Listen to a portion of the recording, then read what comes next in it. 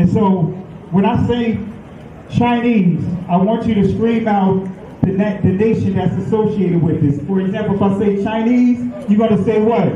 China. All right, let's say it with authority. When I say Chinese, you say what? China. All right, that's just a test right there. So here we go. Chinese. China. Russian. Russia. Italian. Italy. German. Germany. Swedish. Sweden. Korean. Korea. Egyptian. Egypt. Nigerian. Nigeria. Black. Exactly. Nothing. Tell him, Pastor.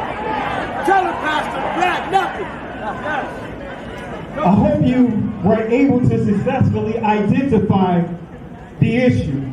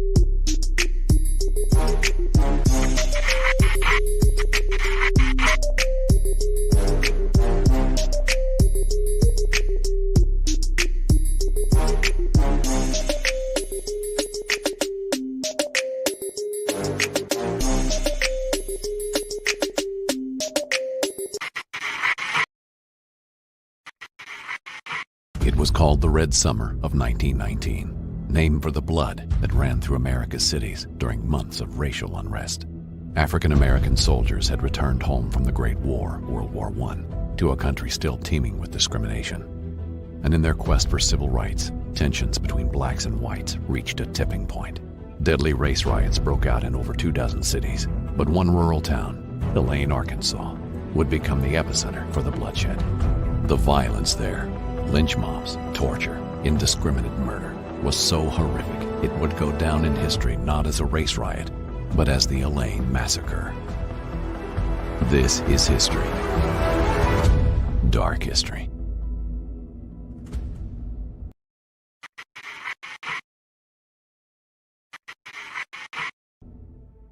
During World War I, more than 350,000 African-American soldiers enlisted to serve.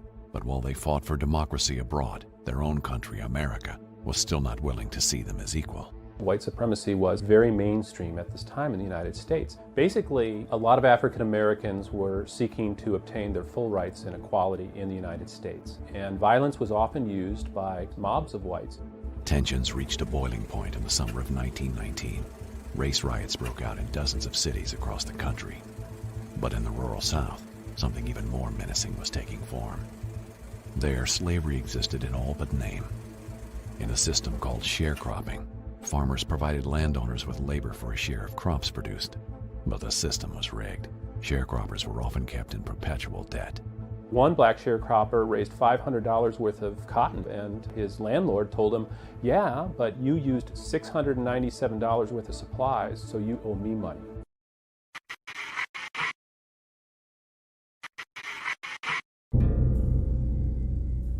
On the night of September 30th, 1919, Union members gathered in Elaine to discuss their legal plan.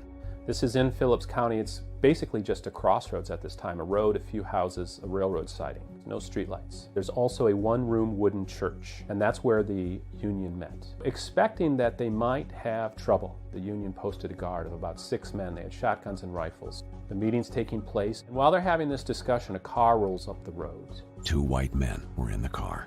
By one account, one of the white men in the car said, "You all get away from there." And shortly thereafter, a shot was fired. Though it remains unclear who fired first, a barrage of gunfire broke out. One of the white men was killed almost instantly. The rumor of a black uprising spread in a matter of hours. The idea of a sharecropper rebellion conveniently played into the hands of landowners who did not want their sharecropping practices scrutinized.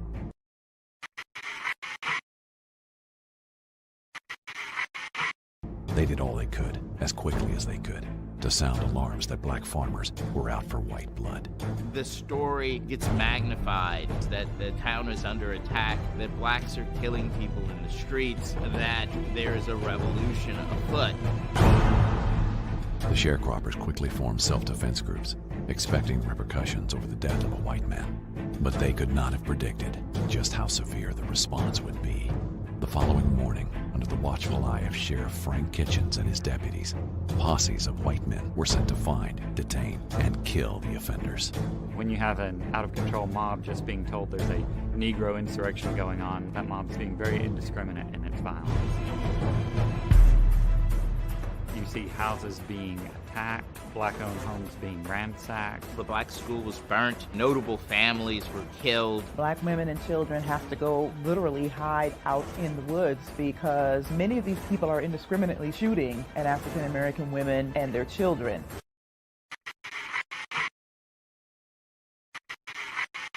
Black veterans and other African Americans took up arms in self-defense. This no doubt just feeds into the mob fervor. The fact that, oh, they're daring to shoot back at us. This must really be an insurrection. One historian has identified more than 20 different killing sites where African Americans were being killed. There are stories that mob members were taking souvenirs, such as ears or fingers from the bodies of fallen African Americans. One of the leading black families of the county, they weren't even in the town. They had just received a brother back from the French front. They are pulled from a train, put in the back of a car, and they are stabbed, shot, and their mutilated bodies are left on the side of the road. Within 2 days, 500 U.S. troops were sent to quell the supposed black uprising. They don't find any blacks killing or shooting down the streets. In fact, Colonel Jinks reports that the city is filled with hundreds and hundreds of white men with guns. Many of the individuals who were hiding in the thickets were former soldiers who had just gotten back from the war. I want to say peace and blessings to everyone. I want to say Shalom Lak, Mashpaka. I want to say peace and blessings to you guys. Let me adjust my camera here so that way you guys can see me in the center of the screen. I want to say peace and blessings. I want to apologize for my tardiness. I was trying to get some videos together, make sure the edits were where they needed to be. And we got a lot to unwrap tonight. And you guys see the lesson for tonight, the discussion for tonight. We're going to deal with, as you see here, the Gullah Geechee. And as you see, the subtitle is We're Built Differently. And so that's going to be our discussion tonight. And I got my special guest, my cousin, Benaya Israel, who's doing some great work and going to share a lot of history on the Gullah people. And really what we're going to do tonight is really give you proper clarity on Gullah, give you some history about the Gullah Wars, and that many of us really don't know. You won't hear or see this taught in school, but Kwame Brown, with the whole situation that's going on, he mentioned a number of times that he is Geechee, and most people don't understand what Geechee is. So with that being said, let me bring my brother on, our brother, our Ak. I want to bring Benaya Israel on and want to say peace and blessings to him. So let me bring him on right now. Hey, shalom, fam. Hopefully my audio is okay, because I got a message saying that my audio may be off. So hopefully you can hear me. Oh, yeah, we can hear you. We can hear you. Well, peace and blessings. Thank you, cuz. Thank you, Dr. Kelly, for having me on. Yeah, it's a great topic, great discussion tonight. Looking forward to it. Yeah, and I tell you, just for those that are watching, share it, hit the like button. Let's get the word out with the discussion tonight. And I will say, with everything that's going on, and for those that are not really familiar with the situation with Kwame Brown, I'll just bring you up to speed. For those that are not familiar with the situation, Kwame Brown is a former #1 draft pick by Michael Jordan with the when he was I believe he was either a GM or president. I believe he was president of operations. And this is after he came back, right, from his retirement, became a president with the Washington Wizards. Make a long story short, drafted Kwame Brown, who is a high school student, straight out of high school, #1 pick in the NBA.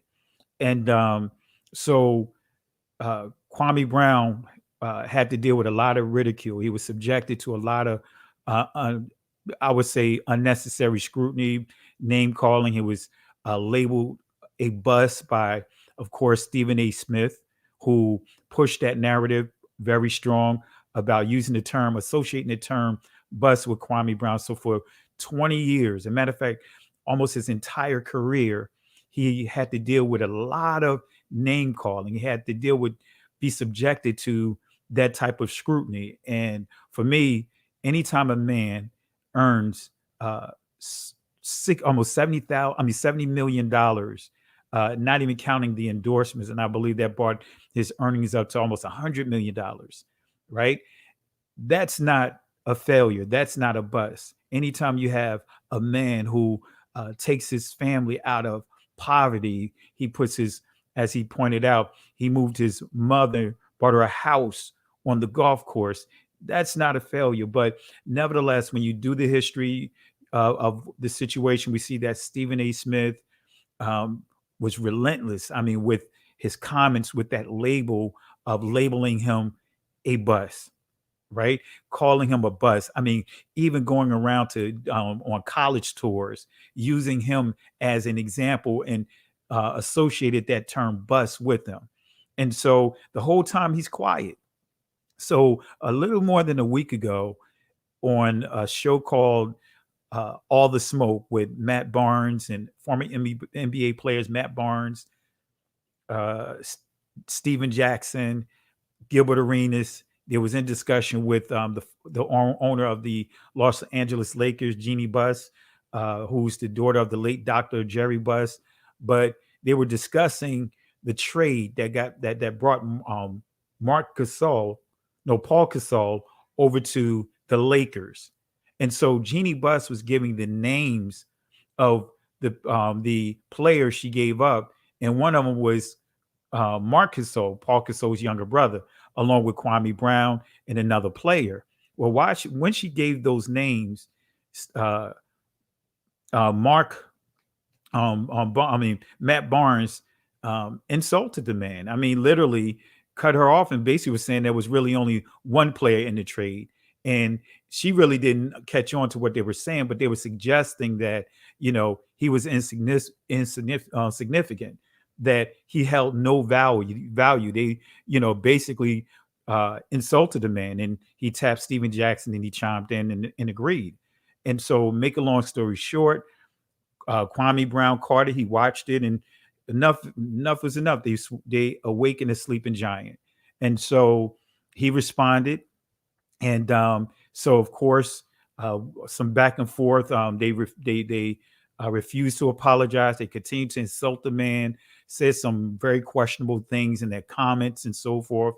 And so Kwame Brown really called them out, which he should. He's rightfully so. And so, make a long story short, Charlemagne the God from the Breakfast Club jumped in and brought up history of this man's past that he didn't even know about. His father, his brother, made comments that his brother is locked up, which his brother is not locked up, and all those different things. Gave a dark history about his father, things that even Kwame Brown didn't even know about his father, that his mother shielded him from. So Kwame Brown called him out about his past of taking a plea deal to a lesser charge of, the alleged rape charge that was, that he was charged with, of a 15-year-old girl. And at the time, I believe he was 22, 23 years old. But anyway, with that, he called him out on that. So then Charlemagne the God decided to do a cease and desist, serving with that. Go figure. He brought Kwame name up, right, in the whole discussion, and Kwame defended himself. So in the end, he issued an apology for us. What's his name? Charlemagne the God. So he issued an apology, and of course, Kwame Brown rejected it, rightfully so, because of the things that he said and the things that he brought to light about his family. But even in the midst of that, we discussed yesterday how Dr. Watson decided to chime in, and come to find out, Dr. Watson even said in his video that he is buddy with Charlemagne the God, put some, I would say, shadow diss or some subtle dissing or disrespect of Kwame Brown, putting labels on him, putting suggestions out there saying he's concerned about his channel going to be shut down because him using the N-word and all this other stuff. It wasn't good. But come to find out, he's buddy with Charlemagne the God. Even earlier, Kwame Brown brought to the attention that what's her name? Angela Rye, who was on in a live discussion with Stephen A. Smith. Come to find out, she's buddy with Charlemagne the God as well. They're all buddy. So basically, all of them coming to him, insulting the man, disrespecting the man, basically being the gatekeepers. And Kwame Brown, rightfully so, defended himself. And they want to all paint this picture of the angry black man, per se, coming from people from within our own community. So in the midst of that discussion, Kwame Brown made several references about being Geechee. And so that's what prompted me wanting to have this discussion, about the Geechee. What is Geechee? And many people don't understand what Geechee is. And so that's why I talked to Benaiah Israel offline, and I thought this would be an excellent discussion to really bring this to your attention, and we discuss what Geechee is, what it really means to be Geechee, the history of it, because there's more to it. Some people was thinking that Geechee is just a language like equated to Pig Latin, which is not. So we're going to cover that today. Benaiah Israel, I know I gave a pretty much an overview, a synopsis of what's going on. Anything you want to share? Yeah, man, because there's so much to unpack, and just in the intro alone. You started off by talking about how they were calling Mr. Brown a bust and all this other stuff, and to me that points to how can I put it? The things that we value, right, in this life, has a lot to do with our ignorance. Granted, I know they're looking at it from a basketball aspect, but the fact that they're going after him and calling him out and stuff like that, and they are ignorant, of history, especially I don't really follow Charlemagne the God, but just from going and digging into his past, digging into the man's past and trying to bring up some old stuff, not knowing that if you're going to dig into somebody's past, then let's dig into the right past, right? And that's where we come in, right? Because what we're doing is that we're showing people, the past, their past history that is in books, that they can verify themselves, that they have a rich, very, very rich history. And that's part of our platform, right? We just kind of bring people to books. We're not, these super these super people, right? We're just pointing people to books to show our people who we are. But I'm trying not to give away too much at the beginning here, but just know that there's a lot of missteps that took place, based off of what you described. Because there's a misstep with them calling him a bust. There's a misstep with them going into his history and pulling up the wrong history, right, to talk about that stuff. And then there's and also there's the misstep of not knowing certain things about people that they can verify and confirm in books themselves. Like, for instance, in Most High Willing, we'll talk about this in a little bit, but just if let's say, for instance, if Kwame's last name was Rosenstein, right? People would say, I'm sure that they would think twice about going in on Kwame Rosenstein. Why? Because they would automatically think, well, wait a minute, he's a Jewish guy, right? Well, we can't do that. Well, if you knew your history, you would know that the last name of Brown is not an Ashkenazi Jewish name, but it is a Sephardic Jewish name. It's a well-known Sephardic Jewish name, right? And so that same caution, that same respect that you would give if his last name was Rosenstein, you should give to him because his last name is Brown. But like I said, most high willing, we'll go into this. And like I said, these are things that you can easily pull up on the internet, confirm for yourself. But unfortunately, it sounds like there were a lot of missteps, based off of lack of knowledge that caused the fanning of the flames in this case. You're on mute, cuz. And what's interesting too is that's why I shared the videos about the Elaine Massacre, which ultimately Red Summer. And one of the things that they said in the clips that I shared is how they used the media to paint a picture, to give a narrative, a false narrative that was not there. And that's the kind of the playbook with Kwame Brown. They can't address the truth that he shared. So what they want to do is muddy the waters to make it so that way no one wants to listen to what he has to say. Kind of some of the things that we as a community have to deal with, even some of the things that we are addressing of who we are in this awakening.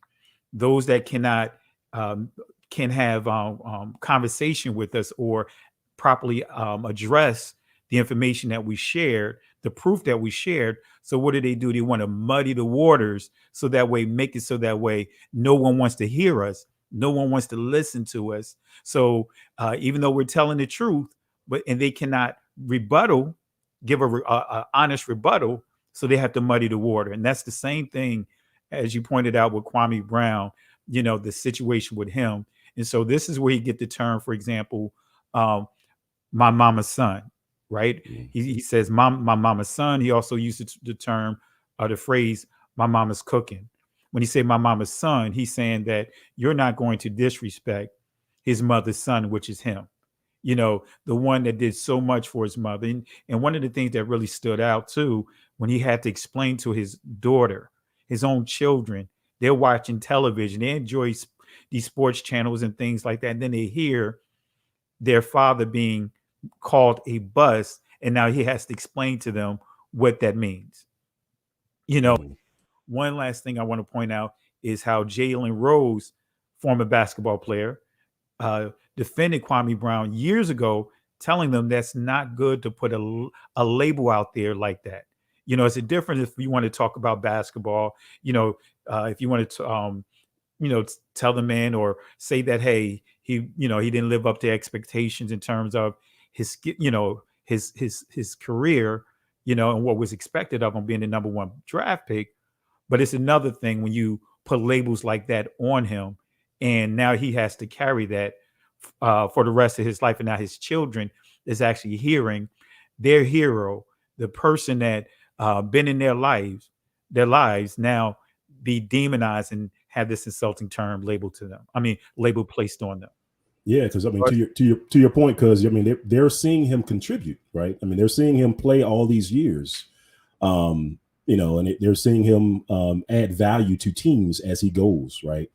And and then you have this external force, this external media, personality that's trying to pull you down. It's hard enough to play in the game anyway, but then to have that extra burden of someone, whether they're just game saying or whether they're trying to do it for ratings or whatnot. That's something that he definitely doesn't need. Absolutely. And so that's why I wanted to do this discussion today, because yesterday when I did a live, and I tell you, it was a lot of trolls out, and those that are the moderators remove or block anyone that jumps in the chat to try to disrupt it, because there are trolls out there, and with the algorithms of even mentioning Kwame Brown or having them in the subject here, the description here, can trigger trolls to come and jump inside this the chat here and be very disruptive, with the goal of just flooding the chat with all kinds of spam responses and get you discouraged and make you not even want to watch the video because of that. So don't even hesitate. Remove them, delete them from the chat, because that's one thing we're not going to tolerate here. So family, we've got a lot that we're going to cover tonight. And before we get into it, I want to encourage you guys. I'm going to share a quick clip of, and as a matter of fact, Benaiah, do you want to introduce us to this video, the commercial of, about reclaiming the throne, and we'll get into the discussion. Yeah, so this is a culmination of a project that has been a long time coming. It took over 3 years to put it together.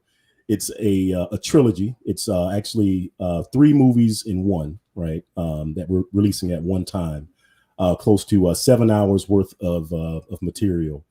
And so basically the subject matter of this piece of work is the history of Black people. It's the history of America. It's the history of how we actually got here, using old references, using things like DNA and archaeological proof.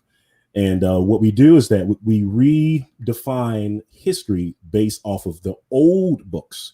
Because sometimes when we do this, we'll have people say things like, "Oh, you're trying to give us a remix of history." It's like, no. This history is older than the history that you've been taught. So we're actually trying to take you back to the original. So thankfully, we, Elder Morey's Josh, Yahusha, and Elder Morey's Moshe, they finished this work, and it's available today on Vimeo.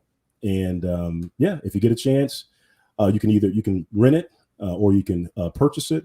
But I think you definitely want to check it out. At least check out the first one. I think the first movie will set the stage for the rest of it. So definitely check it out. And I think we have a video clip of the trailer.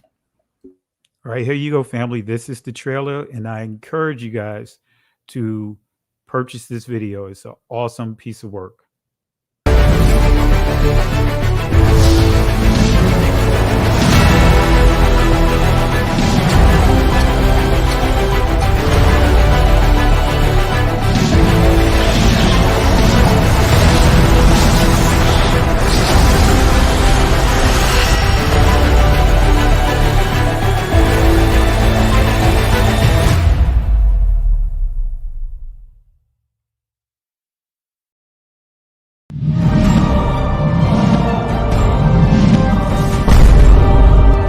Of a nation, Hebrew kingdom building.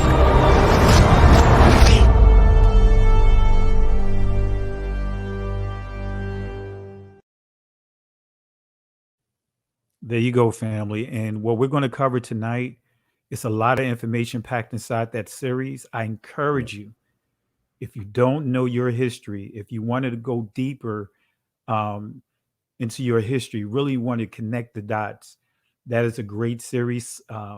It's just rich with numerous of sources, primary sources. From, as Benaiah Israel pointed out, old sources, not the modern stuff, not this new stuff, but older sources, giving you clarity and connecting the dots on who we are as a people, who did we descend from, really going deep into the culture and tearing down a lot of the layers of poor information. So it really connects the dots and show that we are more than what they've made us out to be in terms of what they advertise. So with that being said, family, we're going to go ahead and get started here. I'm going to go ahead and put this presentation, enlarge it here so you guys can see it for yourself. And so this is what we're going to cover tonight, right? Objectives for tonight. We're going to deal with the word race, because unfortunately, many of us truly don't understand what race means. And we're going to define that tonight. We're also going to define the word Gullah, and going to let Michael. I mean, can we call you Michael? My apologies, but Naya Israel is going to give us some great information on breaking down this word Gullah, and we're going to also go even further with it to give you proper clarity on what Gullah Geechee actually means. All right. Also, as you see here, Geechee, we're going to break down this origin of the song Kumbaya, which Benaiah Israel is going to do. We're going to define the word Seminoles because that is important, very important. And we're going to, of course, explain the Gullah Wars because this is all important. This is our history that most of you guys have no clue, are unaware that this history exists. And then we're going to also explain why I showed those clips in the beginning of the Red Summer. And I encourage you guys, research it, Red Summer. You will see that what happened in Tulsa happened across the country with over three dozen communities, right? So we'll deal with that as well. All right. So let's start with the word race. Let's set the tone with this word race, the institution of race. This is what we want to cover. And guys, I encourage you guys to make notes of this. This is coming from pbs.org. And the writer of this article is Audrey Smetley for Anthropology Newsletter, November 1997, right? And this is why you see the clip earlier, the introduction of me calling out different ethnic groups and having the people in the call and response earlier when I did a speech at the Black Lives Matter March in Richmond, Virginia.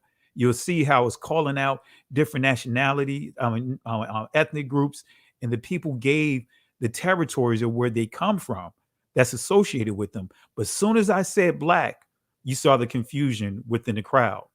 That's what we're dealing with today. So this is some bullets from this article here. So it says contemporary scholars agree that race was a recent invention and that it was essentially a folk idea, not a product of scientific research and discovery. Notice what it says. It's a folk idea, right? Not based off of any scientific research or discovery. And it says this is not new to anthropologists. So we're going to show you here that this institution of race actually is the institution that promotes stereotypes. Because if it's not founded on any type of scientific research and discovery, then as you see, folk ideas is based off of stereotypes. But it goes on to say the term race, which had been a classificatory term like type or kind, but with ambiguous meaning. Generic, vague meaning, that's what it means here, became more widely used in the 18th century and crystallized into a distinct reference for African Americans. It goes on to say in the article, the Europeans. It also mentions the Indians. It mentioned Asians. But this is the point that I really want you to make a note of. It says by focusing on the physical and status differences, that's stereotypes. No scientific equations included in this. By focusing on the physical and status differences between the conquered and enslaved peoples and Europeans, the emergent ideology linked the socio-political status and physical traits together and created a new form of social identity. This is important to know here. So want to make sure the institution of race want to draw a line between who was conquered and enslaved and the Europeans that did the conquering and enslaving.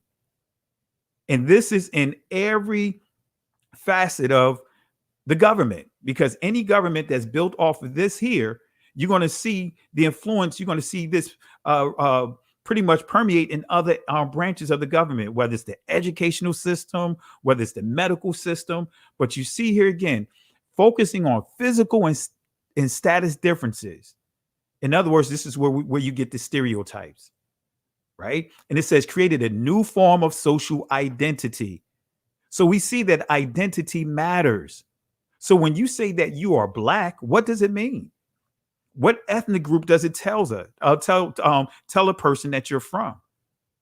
This is how we can really hone in and tell the truth that if it was all about skin color, the Indians coming from India, they're dark just like us. But how come we don't see them subjected to the things that we're dealing with? How come they're not fearful of being one cop stop, from being the last breath that they breathe? They don't have to deal with what we deal with by far. You don't see them dealing with the things that our community is dealing with if this was based off of simply the color of our skin. Benai, did you want to share your thoughts on that?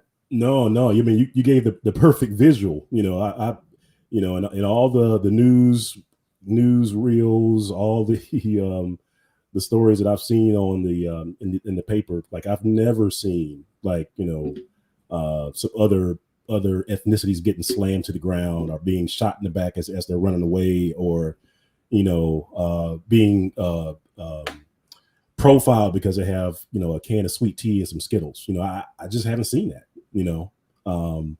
And to your point, as far as like the movie that we were showing the clip for before, it speaks to that. I mean, it first starts off by asking that question, like, why are we persecuted? Why are we, treated so differently, compared to all the other races, here in this country? Some of these other ethnicities have come here after we've gotten here, right? And still they're treated better, right? So yeah, I mean, it really does have to make you ask questions, why that is, and then once you figure out why, then you need to dig into the history. Absolutely, and what many people don't know too is that the Indians from India, as well as Arabs, when they come to this country, many of them register as being Caucasians, as being white. And many truly don't know that, realize that that happens. That's happening right now. Right.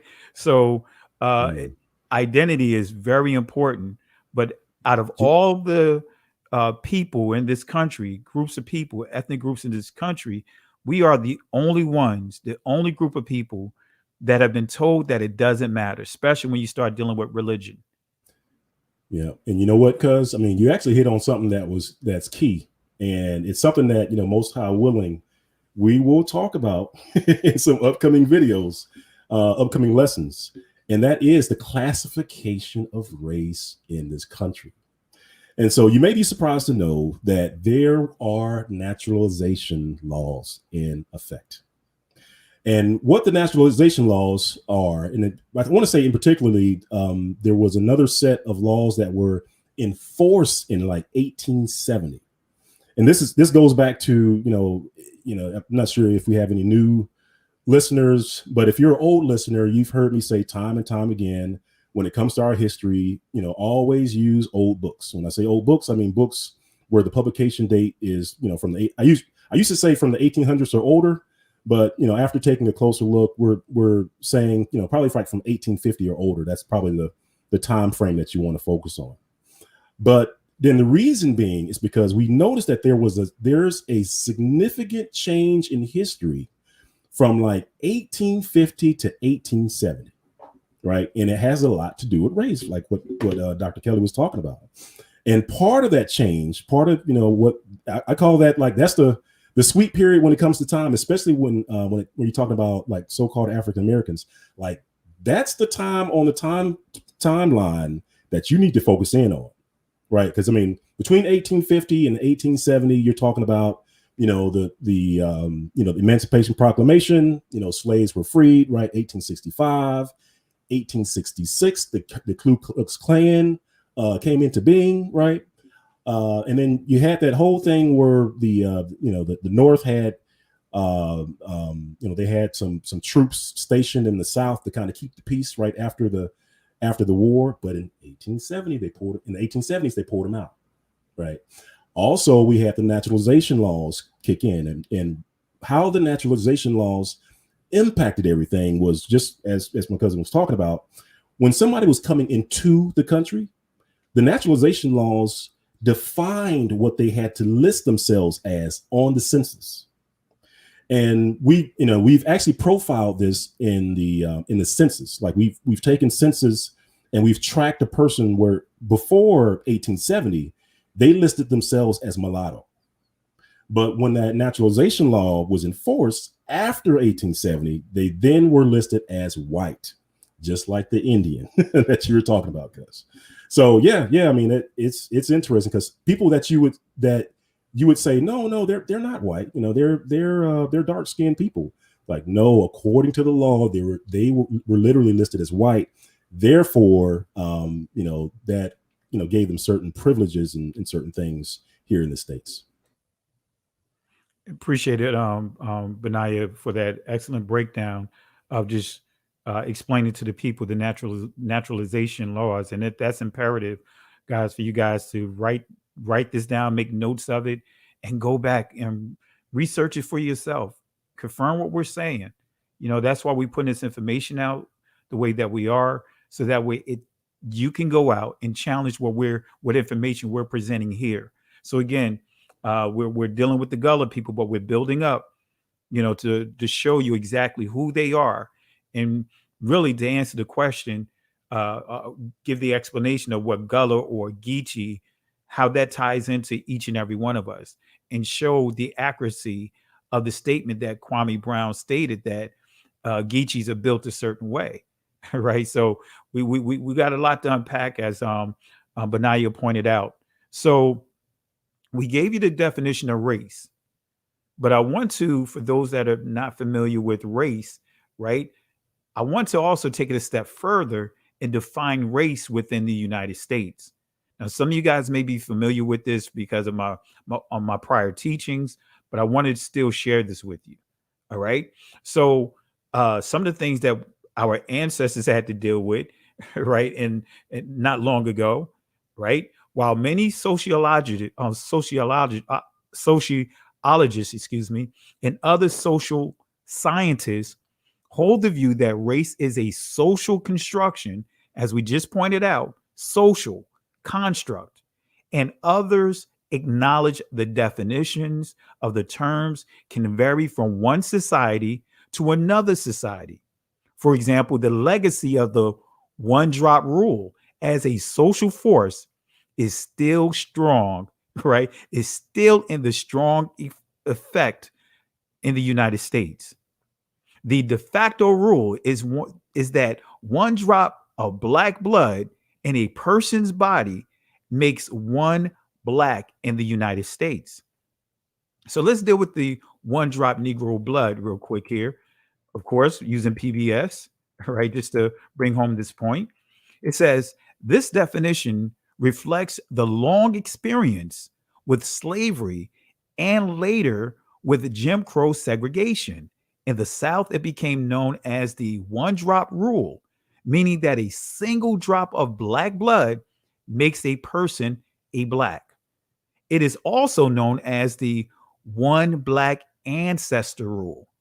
Some courts have called it the traceable amount rule, and anthropologists call it the hypodescent rule, meaning that racially mixed persons are assigned the status of the subordinate group. So that one drop rule, right? So another question I want to answer, and just want to, again, give you guys information to explain this institution of race so you get a better idea, right? This guy right here is the one that created it. Johann Blumenbach. He's the creator of this.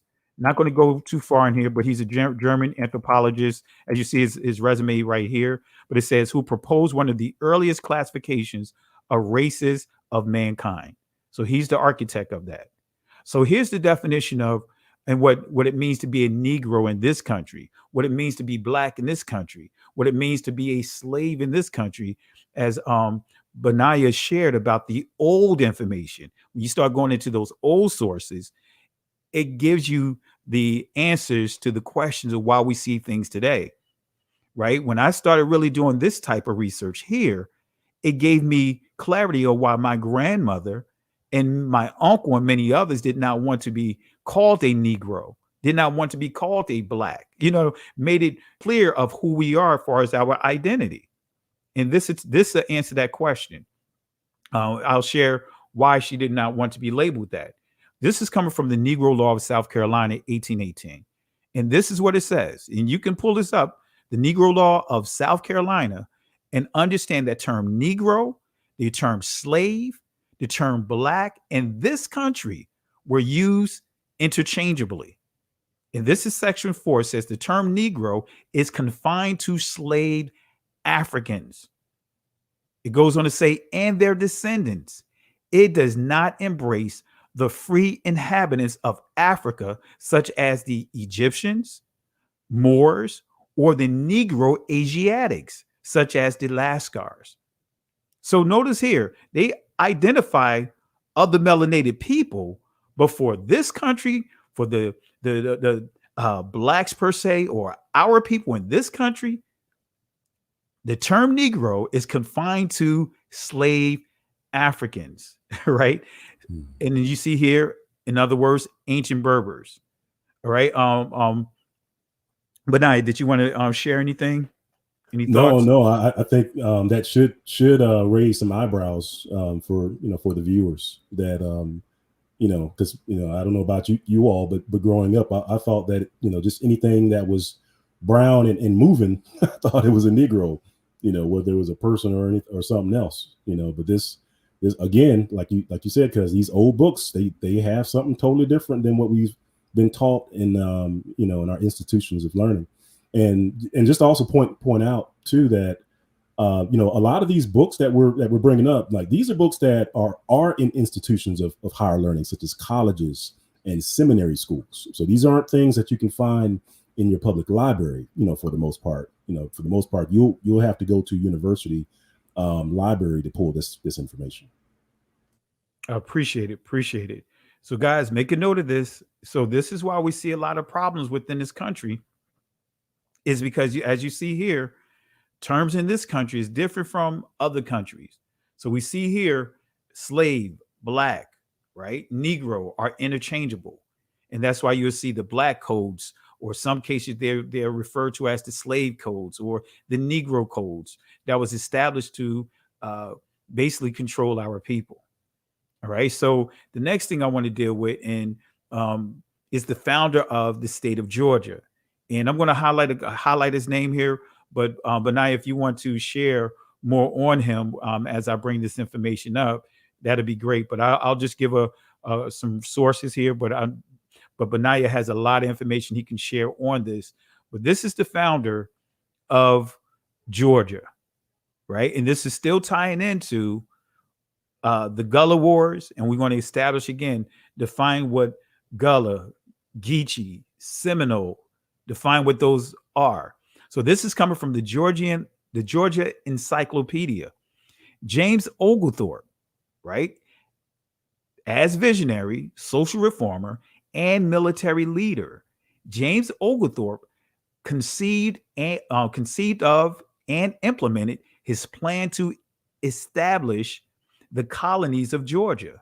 It was through his initiatives in England in 1732 that British government authorized the establishment of its first new colony in North America in more than 5 decades. Later that year, he led the expedition of colonists that landed in Savannah early in 1733. So Oglethorpe spent most of the next decade in Georgia, where he directed the economic and political development of the new colony, defended it militarily, and continued to generate support and recruit settlers in England and other parts of Europe. All right. So, Benaya, did you want to give some additional history or add to this? Yeah. I mean, Oglethorpe, the history of Oglethorpe, especially in 1733, that's a pivotal point in time for, not just the state of Georgia, but actually for, for Sephardic Jews. I mean, I know we at the top of the broadcast, I mentioned that the last name Brown is a well-known Sephardic Jew surname, which is a last name, and, that's, of course, that's something that you can pull up in books, just like you can pull up Rosenstein in the book and people will tell you, oh, that's Ashkenazi. Brown is a well-known Sephardic Jew name. And in 1733, when Oglethorpe was setting or establishing Savannah, Georgia, as he was, he and the rest of the settlers that were there, and they were, just kind of set the scene. They're there, and he's divvying up the land, the parcels of land to the settlers. Hey, you get that land, that piece of land over there. You get that piece of land. And as he's doing this, there's another ship that's pulling in the harbor, and it's a ship, and I believe it's coming from London, right? And it's a ship full of Sephardic brews. There are, I believe, a handful of Ashkenazi brews, and I think there's one or two Bavarian Jews that's on board. But this is also when, we see a major influx of the Sephardic Jew population occur in Georgia, specifically in Savannah, Georgia. Savannah, Georgia was one of the major harbors or import places for them. And sure enough, we have, we see Sephardic Jews like Samuel Nunez. And I want to say Menace was one of the Ashkenazi Jews in there, as well as Sheftal, but they were also associated with the Sephardic Jew family.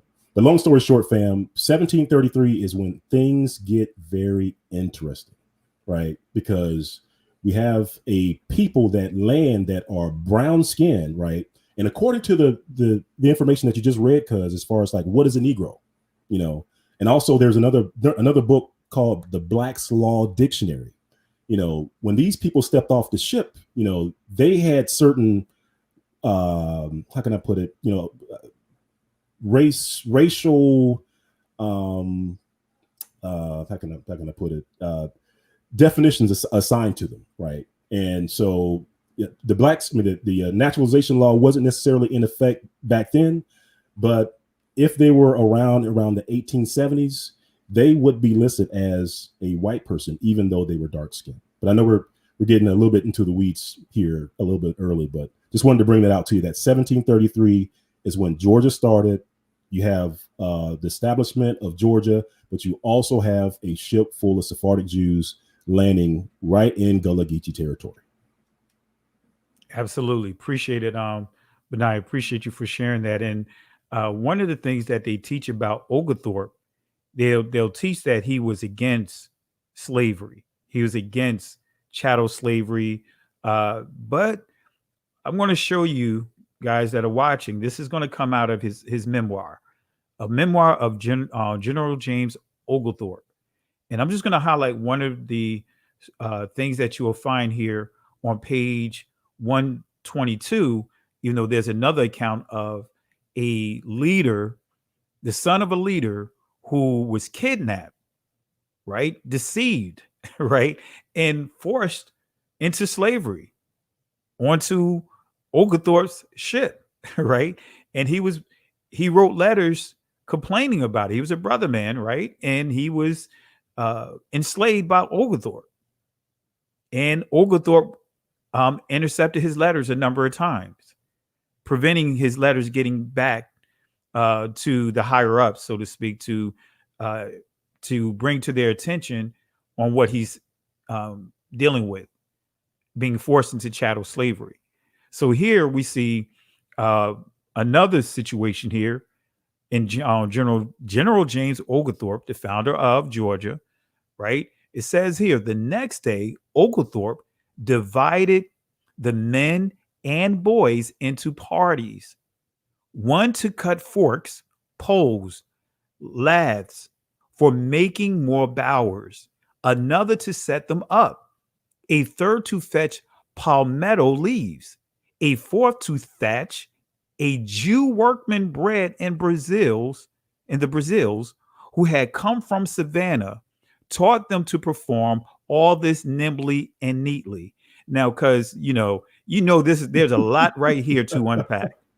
Yeah, Right. like, and I purposely put this up here because, when we see that word Jew and we see that this person said that a Jew workman bred in the Brazils, right? So who are we dealing with? What is this, a dark melanated person, or is this a Caucasian person that's being enslaved and bred in Brazil? Can you elaborate on that more? It's interesting because so Oglethorpe and his party are coming from London, right? But where is this guy from Brazil coming from? That's interesting. It should make you ask questions, right? And also, so during this time in like 1733 in Georgia, slavery is actually outlawed in Georgia. So they couldn't have slaves in Georgia at this point in time, but they could have servants. They could have servants. And actually, on that ship that I was telling you about, like in 1733, when Oglethorpe and his first group of settlers were getting ready to divvy up the land, and that ship pulls into the harbor, and they're like, and it was unexpected because they weren't expecting that ship to come through, and then all of a sudden, here hops out all these Jews, right? Here hops out all these Jews.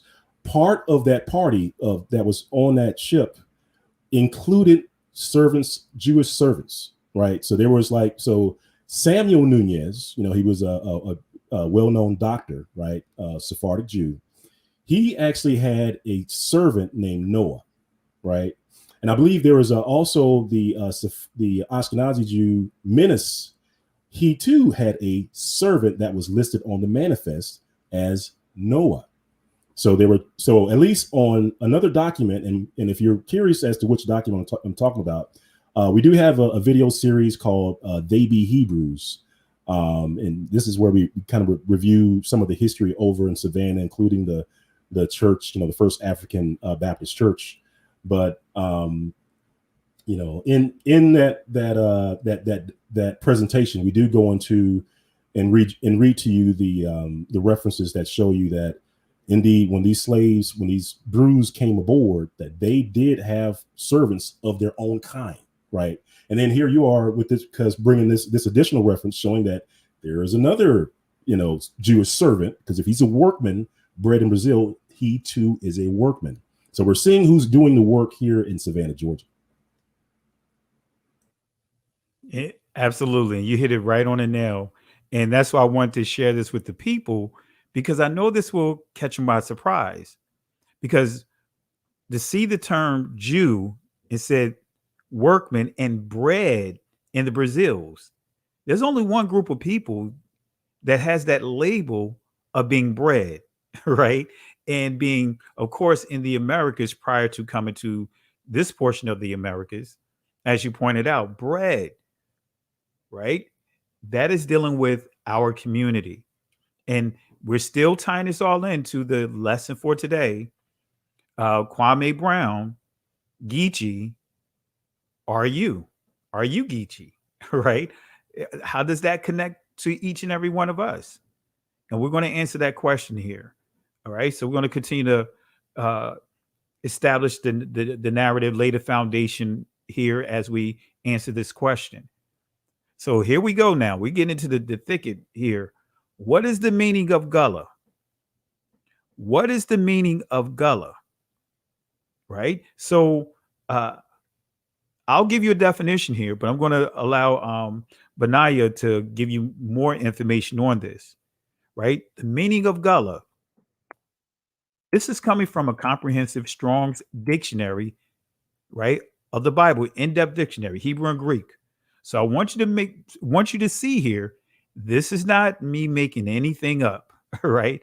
We're not making this up. We're giving you sources that you can confirm for yourself, right? And this is the primitive root word. So whenever I do teachings, I go to the primitive root word, so that way you can see what it actually means, right? And you could go to the root to see where the words that have branched off from here still ties into the primitive root. But you notice here it says to reveal. It means to discover, right? So, Benaya, do you want to go, take it a step further to really explaining, giving this revelation on what Gullah means? Even though you see Gala, the primitive root Right. word, but what does this word actually mean? I put here to reveal, to Right. discover, and we see the book of Revelation, right? Mm. This is where this word will come from, right? The primitive root word Gala. So we see to reveal, to discover, and we see that the Most High revealed some things to the Most High. I mean, to John in that text. All right. Yep. So go ahead, Benaya. No, because it's like it's a Hebrew. The main thing we try to make people aware of is that Gullah is a Hebrew word, 100% Hebrew.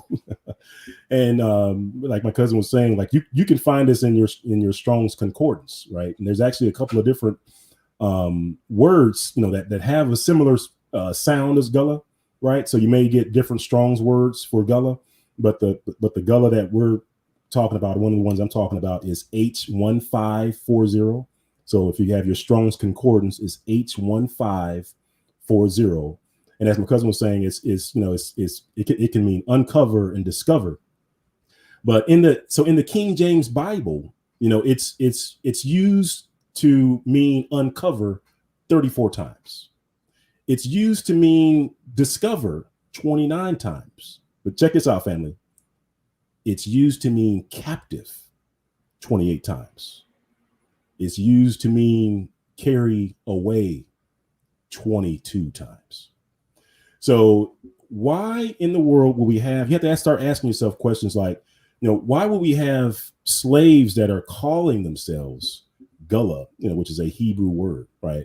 And also I believe there's part of this definition too. I've also seen exile as part of the list of synonyms for this word.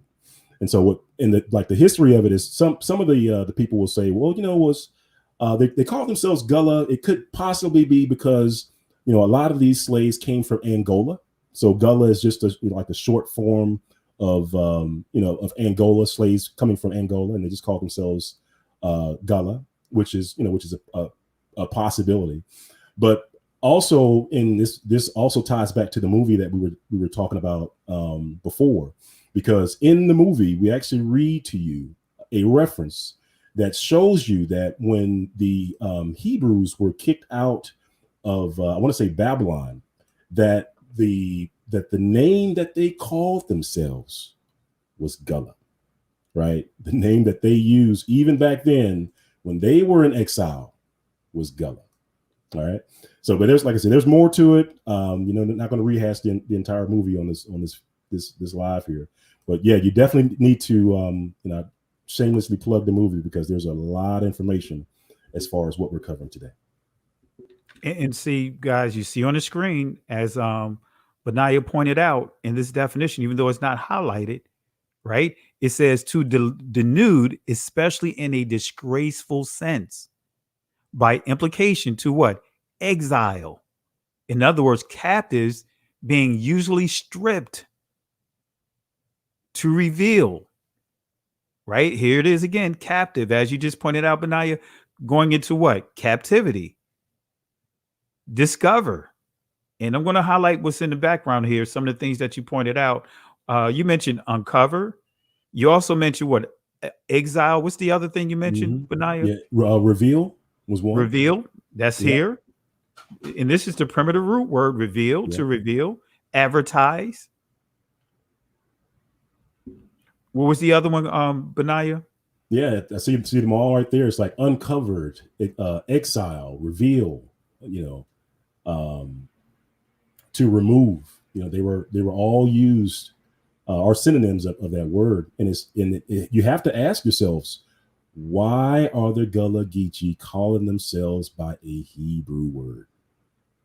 You got to ask yourself that question. Like if we were over here and we called ourselves by a Japanese word, you would at least want to know why, right? You know what I'm saying? Like if we were over here and we call ourselves by a Russian word, you would at least want to know why.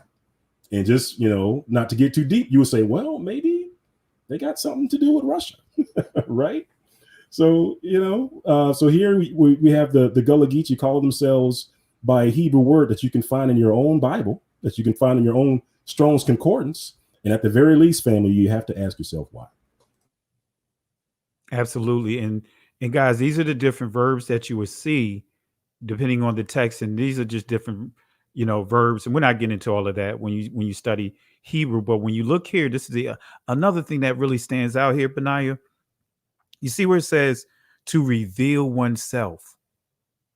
When we see this word Gullah or Gala, the primitive root word, to reveal oneself, to be uncovered, right? These are some key words here, that, as Benaiah pointed out, that we have to really pay attention. There's no coincidence.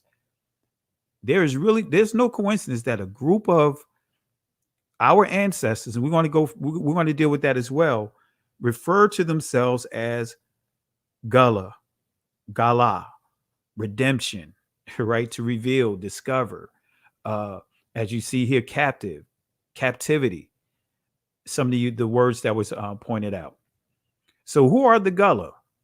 Who are the Gullah? The invisible war, this is where it comes from, this source that I'm using here. I have other sources, but I'm just going to use this for now. And this is some key information. And I know, Benaiah, you see some things that stand out here just by reading here. But notice this, guys. It says, the Africans were known by tribal names such as Gola, a.k.a. Gola, Gala, Gula. And this is going back to your point that you made too, Benaiah, when you gave them the Hebrew Strongs of, some of the different words that come from the primitive root word that I shared. And so, guys, when you see here where it says Igbo, aka Igbo, right? Igbo, Abo, Calabar, and you see other tribes here, Ibibio, Bambara, Umbundu, Mandika or Mandinka. These are, make a note of this. This is some great information here. So when you see the term Gullah, when you see the term Geechee, when you see these terms, look at some of the African communities here, African tribes that are listed here, right? It goes on to say Mende, Mendingo, Wolof, in other words, Joluf, and others, and came to speak in a lingua franca called Gullah, right? Or Gula, which was essentially a mixture of English and African languages with both French, Spanish, and Indian words. And I'll put this up here for a reason, because we could pick this part apart. You know what I mean? But you notice, kind of like, what's that? Is it Sesame Street or was it Electric Company? One of these things do not belong here, or there's some things that are missing here. Like that PBS special that stated that the Gullah people, and they used the term Arabic. Right. Did you want to elaborate on this, Benaiah? Yeah, no, just that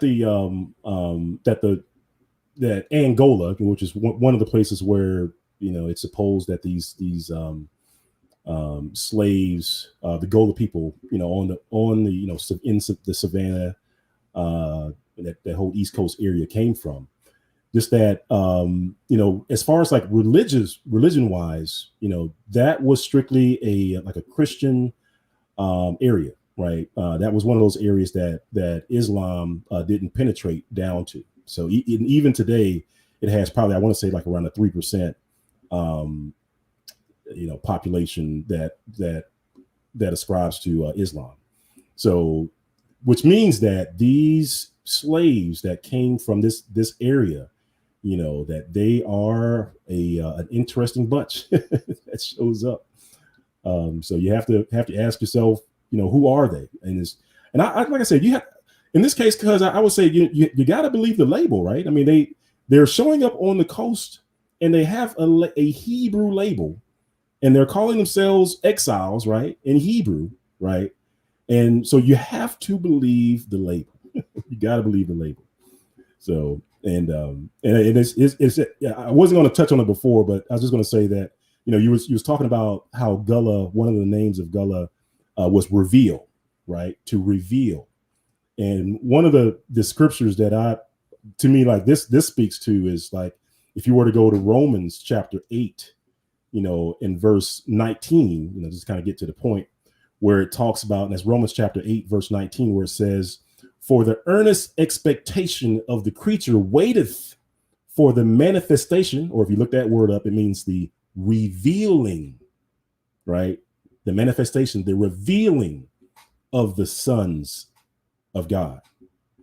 And we can talk about what the sons of God is in Hebrew, but yeah, to me it's interesting how, you know, we have some Hebrew words that are helping to define scripture.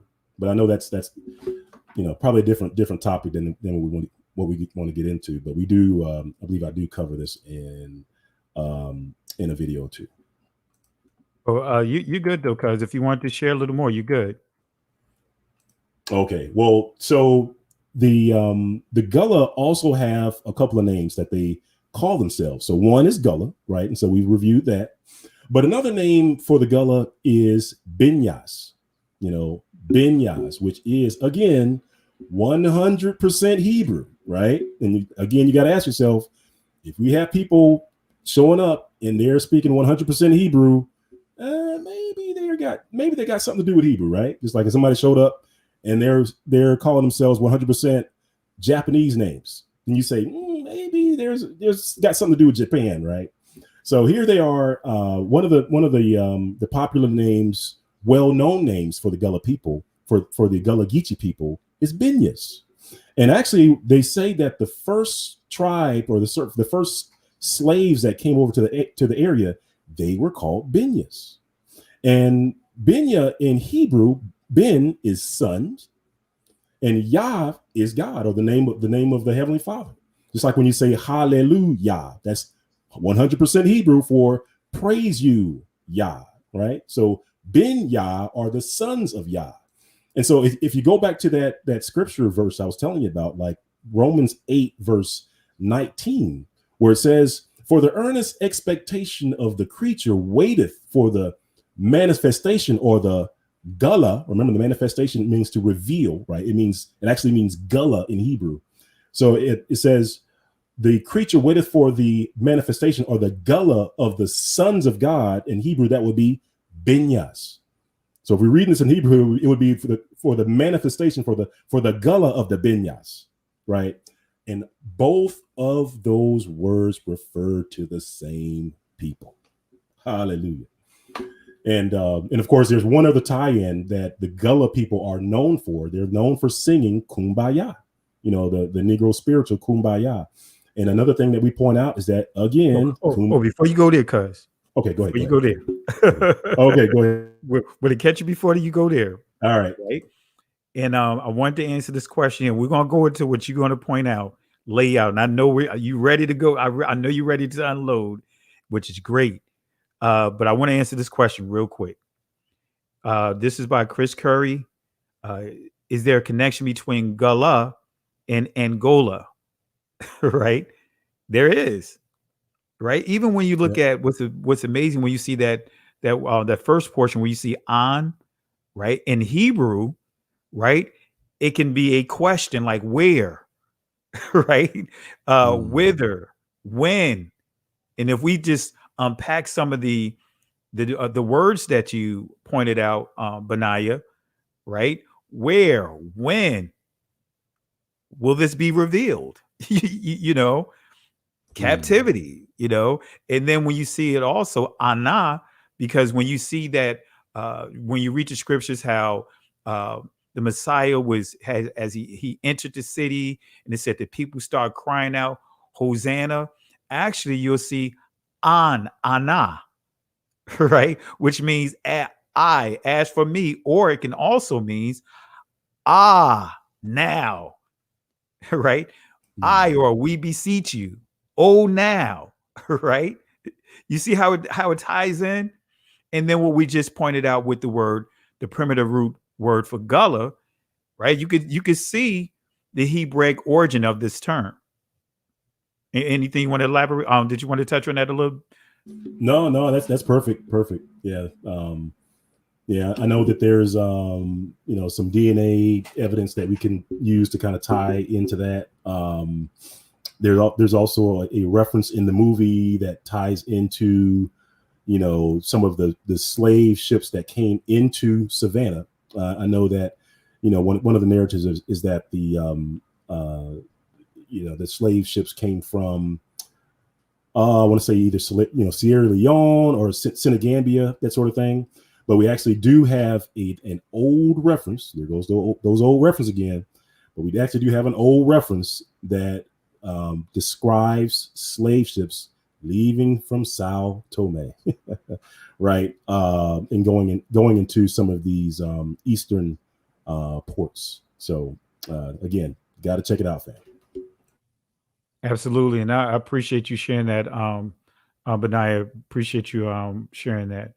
And family, make a note of what we're sharing. We're sharing a lot of information, and when we do part 2 to the road to Savannah, we're going to reveal a lot of information that we're not going to reveal tonight, of course, but we're going to reveal a lot of information, and we're going to reveal more about Angola and really show and prove, as Benaiah pointed out, that our ancestors, when we start dealing with, and I don't like to refer to the Gullah people as if they are not part of us, because we all are connected, right? So, but we'll see that they were not Arabs; they were not speaking Arabic.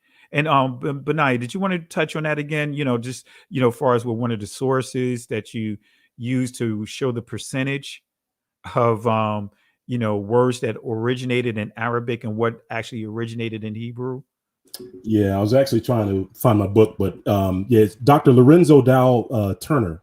He spent several years researching the Gullah language, and I think it took him probably over 20 years to do the research and compile all the information into a book, into a study. And basically what he did was that he was able to catalog roughly 4,000 Gullah words, right? It was a little bit less than 4,000, but most researchers will just tell you that it was around 4,000 Gullah words.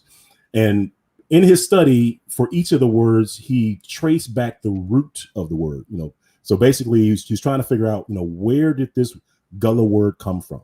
And so he would list things like Mandingo, like some of those areas that you had up on the screen, Mandingo and all this other stuff, and also Arabic. So Arabic was also one of the roots that he would identify as a source for that, for that word. And at the end of the day, when he completed his research, he identified only, I want to say it's roughly around 32 or 33 words out of the roughly 4,000 words that he could trace back to Arabic words. So in other words, big picture, what that means is that out of all the Gullah words, roughly 0.8% of those words were Arabic words. And if you're talking about 0 point, not 1, but 0.8% of the words of the vocabulary of the Gullah people was Arabic, then we wouldn't expect the Gullah people to be walking around speaking Arabic, right? And actually, we don't see that. We see them singing, songs like Kumbaya and some of these, and calling themselves Binyas and calling themselves Gullah, and it goes along with the vocabulary that they have. So appreciate you sharing that, and family, pay attention, take notes, and look like they gave our cousin Moray Brown the pat down in the chat. They asked him for his ID so they won't block him. But definitely appreciated Benaiah for what the wealth of information that you're sharing with the people. Really appreciate it. And is Gullah simply a language mixed with English and African languages? Benaiah answered the question. Absolutely not. And so, Benaiah, here you go. the origin of and meaning of Kumbaya. Yeah, again, this is something that you can find in your Bibles, fam. Kumbaya is 100% Hebrew, right? And so we have a people that are calling themselves Gullah, which is Hebrew, and also Binyas, which is Hebrew, singing Kumbaya, which is Hebrew, right? And if you have your Strong's Concordance, I believe it's Strong's 6965, which is Kum, like when you say Kumbaya, right? So 6965 would be Kum, and then Strong's H935, which is Ba or Bo, depending on how you translate it there, but H935, and then the next Strong's number here is Ya, which is Strong's H3050. That's Strong's H3050. So again, it's all in your Bible. It's all in your Bible. And so, yeah, I mean, again, to me, you have to believe who they are, like you were talking about sports earlier, like Dennis Green used to say when in one of his rants, say they were who we thought they were. That's right. So you got to believe who they say they are. Then. And just to what Benaya shared with you guys, and this is some of the information here, because this is something that we've been teaching in our assembly for quite some time, especially when I did a thorough teaching on the slave database. It's a lot of information there that we can unwrap that's there with many of the names. But we see here Kum, right? In ancient Kawan, but we see Kum. It says to rise, abide, accomplish, confirm, continue, endure, help, lift up again, right? And then when we see this Hebrew letter here, this is ancient or Paleo Hebrew. This letter means house, family, bloodline. And notice the pictograph here. It looks like an aerial view of the tabernacle. It also looks like the aerial view of the temple, right? But we see this word bayath, or some would say Beth, can be used for a house, family, bloodline, but also the physical structure where Israel worshiped at, right? And so when we see Kumbaya, right, we can also pull out of this too, raise up this body, Yah. Because think about what our ancestors were going through. And if they could not meet the quota, if they could not perform, think about some of the things that they were subjected to. Think about the beatings and the things that the tortures that they would be subjected to. They can even be sold and never ever see their loved ones again when they when the slave owner or plantation owner, massa, the oppressor, when he does his books and he's in the red, at any time he can sell off the slaves to balance their book, especially if they have a slave that's not being productive. Isn't massa a Hebrew word as well? Absolutely. Massa, right? Oppressor. And that's actually initially, it's funny that you asked that question.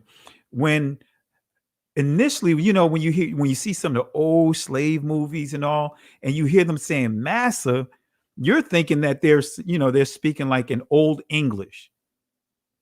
But when you actually look up the word massa, right, it means oppressor, right? It also comes from the primitive root word nasa or nasa, which means to explore, right? So you see how these things connect, family?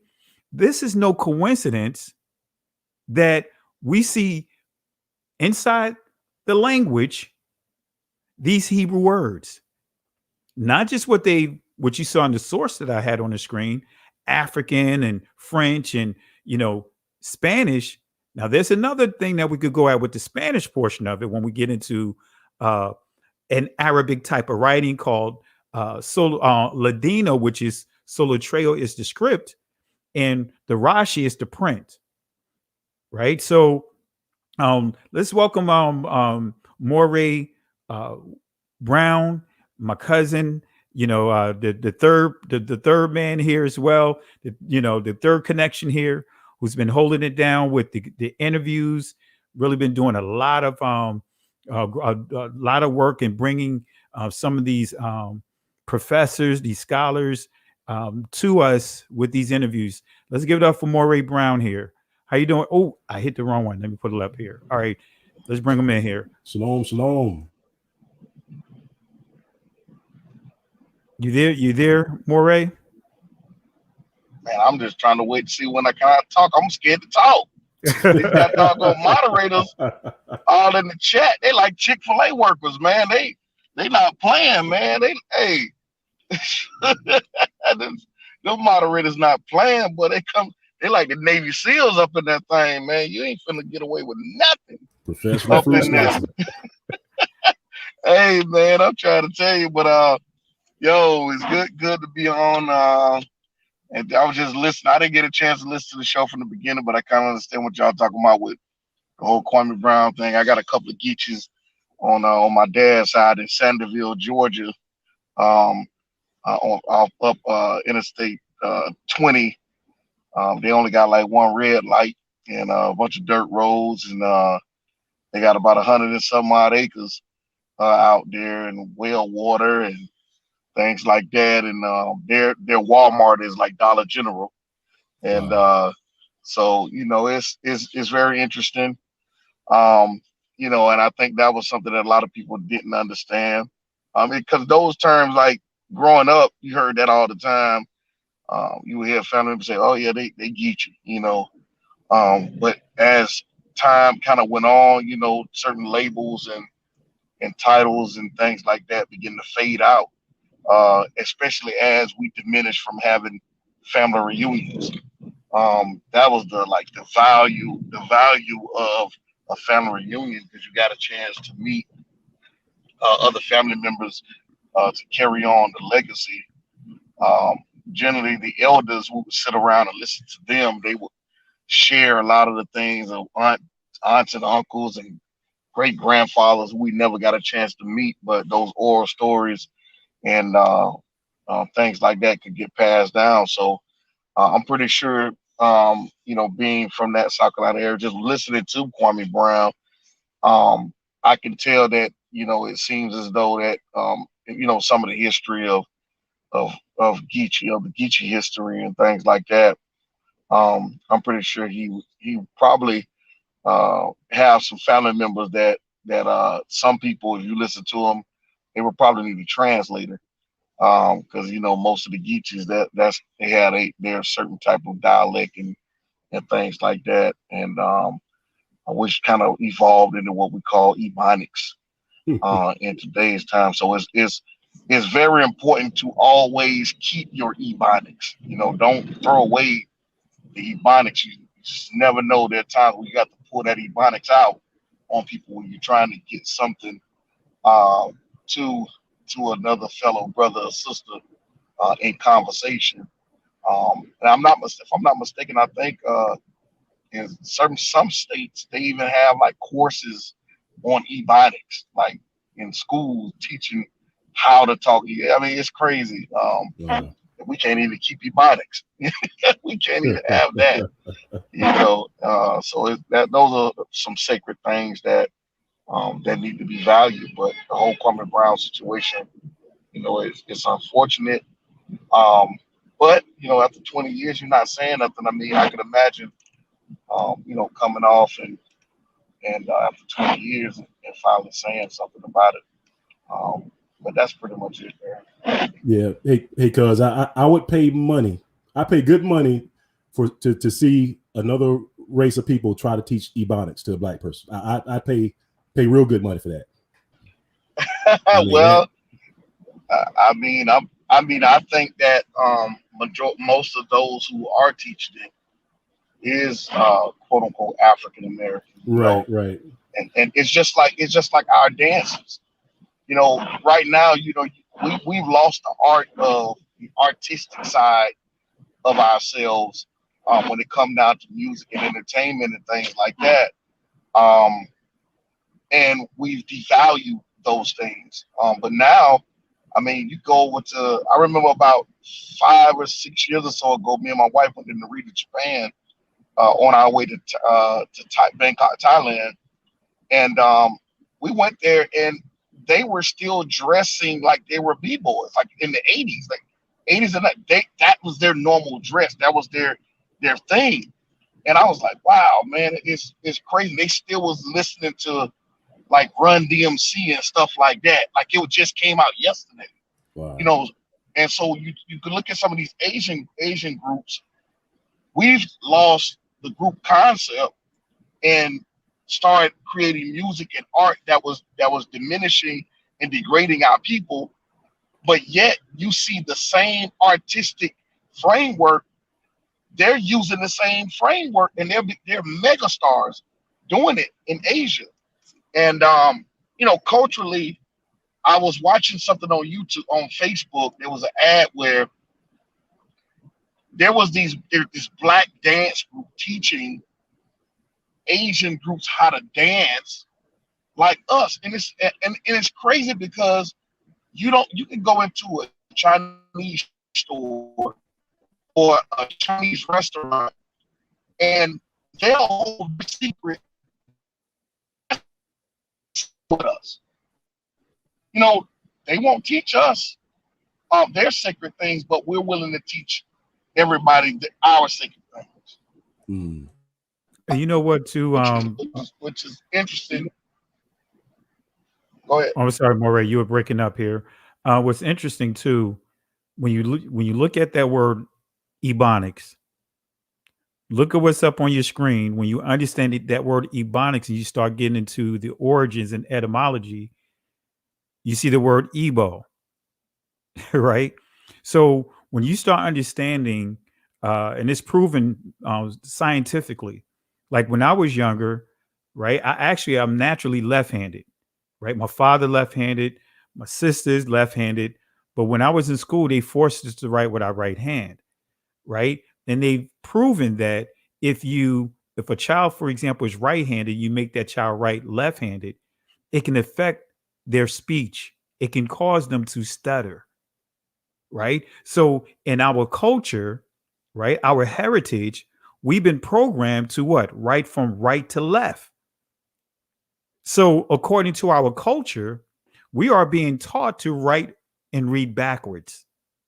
So now when you see Ebonics, what are we doing? We are actually doing a correction to make the word fit how we express and articulate ourselves. We're compensating for words that really does not that's not natural to us as far as the pronunciations. And that's when you start getting into the cavities, as far as the nasal cavity, that make a world of a difference, that has an impact on how you pronounce your words and how you're able to articulate yourself. So think about this. We have been taught technically to read and write backwards, which can cause what is called an impediment. So when you start really going even further with what you pointed out, everything that we have, a code, even our bad habits, we can't keep, right? Never in a million years, and I'm revealing my age when I say this. I grew up in the 80s, pop locking and break dancing and battling and all those different things. Never in a million years would I thought that I will be watching a television show with a foreign guy telling our people, correcting them on how to pop lock. Well, you should have popped when you should have locked. You know what I mean? You never thought that you would see that day that someone is telling us how to operate in something that we originated. Well, I mean, to be honest with you, I mean, that's been going on since we actually hit this land. And here's the thing about all of that. How do you say that a people are illiterate, or a people isn't intelligent enough, just simply because they can't understand your framework of writing, or they can't understand your framework of speech?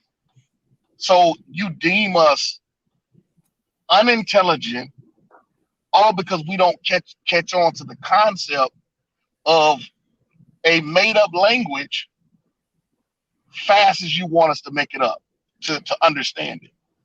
When you're taking us from a place where we understood the concepts of our language as others around us, because we did morph some of the other native, like to do business with them and trade and things like that.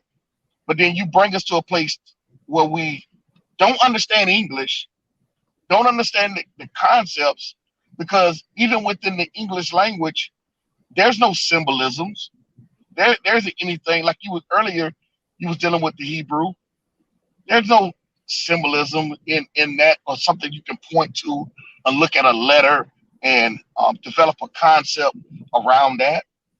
No, there wasn't any of those things. So that's when we start getting into those things. And what you're saying is somebody telling us, well, you should have popped when you locked, when that's something that we made up. That's something that we invented, something that goes with our culture. What they deemed as hood, now everybody want to be hood. That's not from our culture. So now hood is cool only because they made it cool, or because it seems as though it's sell. Now, I'll get back to this Kwame Brown thing. The unfortunate thing about all of this is that I don't agree with. I don't like us or them brothers airing their issues out publicly to create a circus for those that are behind the scenes who making the money to be able to eat off of the publicity of all of the black people that's involved in sharing and promoting. This is why I'm very careful, even on Facebook. I'm very careful because I know it's a public place to, if I don't agree with somebody, to call them a name or call them anything that's going to disrespect them publicly. Because I know other people who don't, as the songs that pray for our downfall, don't want us to be successful. I can't do that. I don't like that part of it. If they disagree, hey, everybody get on the phone and have a shouting match and disagree and call each other names. But that way it's controlled amongst us, and it doesn't get out and show the continuation of disunity. Of course, we're all not going to agree, on everything. But my thing, the only thing that I don't like about the whole thing with Kwame Brown and Stephen Jackson, all these brothers, is the fact that it's being publicly displayed, and white folks and other folks are looking at it, and they're able to cheer it on and egg it on, when nobody from that community is going to try to stop it and say, hey, well, why don't y'all come together? No, we have to do that. As grown men, we need to do that, or they need to take care of that, not air their laundry out on social media and everywhere else to further push the narrative that black, when y'all couldn't even get along, when the Kwame Brown situation went on, and then they'll turn around. Soon we start pointing out their stuff, then they say, well, what about Kwame Brown's situation? While when they have their disagreements and stuff, they go behind the scenes and do their stuff. They don't blast each other out. So go ahead, cuz. Yeah, just real quick, and then and we'll tie that in too as we progress in the lesson, and we'll still tie that all together. But when I look at Kwame Brown, I look at what we're going through as a community. Kwame Brown was quiet for 20 years, not saying a single thing. But now they already had him as a butt in the joke all through his career. He even shared how because of that label, they cost him tens of millions of dollars, because his numbers technically through the analytics warranted him getting an extra 40 to $50 million. But because he's been labeled, that label was put on him as a bust. Now he had to carry that label for 20 years.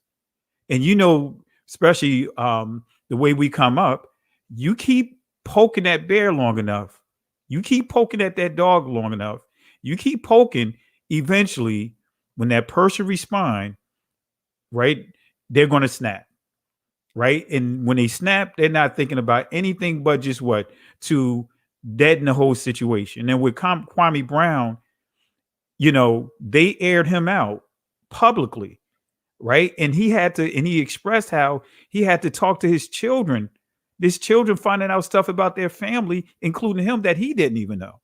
So unfortunately, he had to defend himself, kind of like the position that we were in with the communities that's trying to come at us and have come at us. But then it came a point in time when we said, you know what? We're through with that situation. We're going to pull away from that. And I believe that's where it's getting ready to go at. But I think that for him, just like us, unfortunately, all of our business is made public. And unfortunately, they made his business public. They even went into, this council went into his own personal record. And all he asked him to say, hey, look, guys, that was unnecessary. We're former teammates. Of course, we know that, Kwame Brown may not have articulated things in a way that, many would like to hear, but I understood his message. And for me, it's like when you keep messing with someone long enough, eventually they're going to defend themselves. But unfortunately, overall, like to your point, look how it looks for our community. Where, the playbook, they're given the playbook that we still see today. We're dealing with the same thing.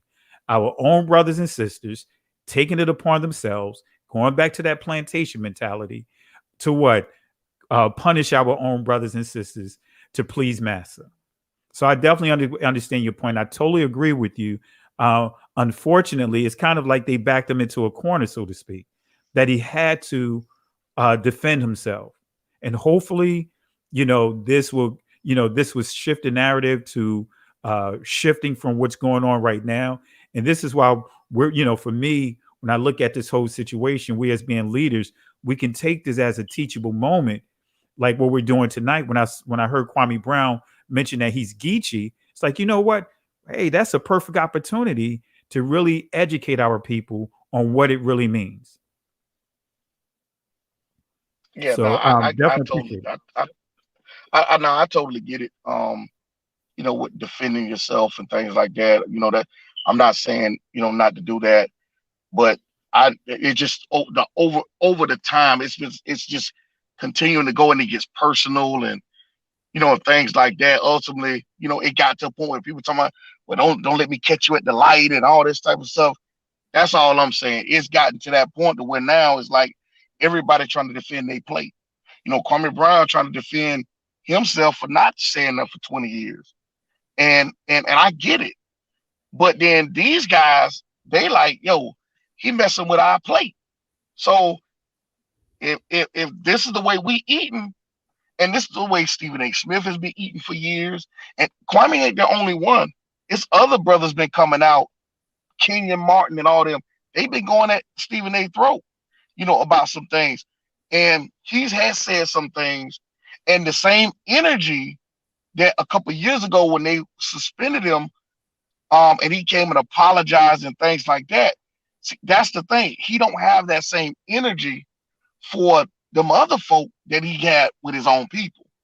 And so now it's going to this whole thing of let me just degrade you and disrespect you even more. So it's becoming there's no resolution to it. So that's the only thing I'm saying, cause I'm not saying don't respond, but when it starts talking about I'm gonna see you and don't let me catch you at the light and all that stuff right there, it can be.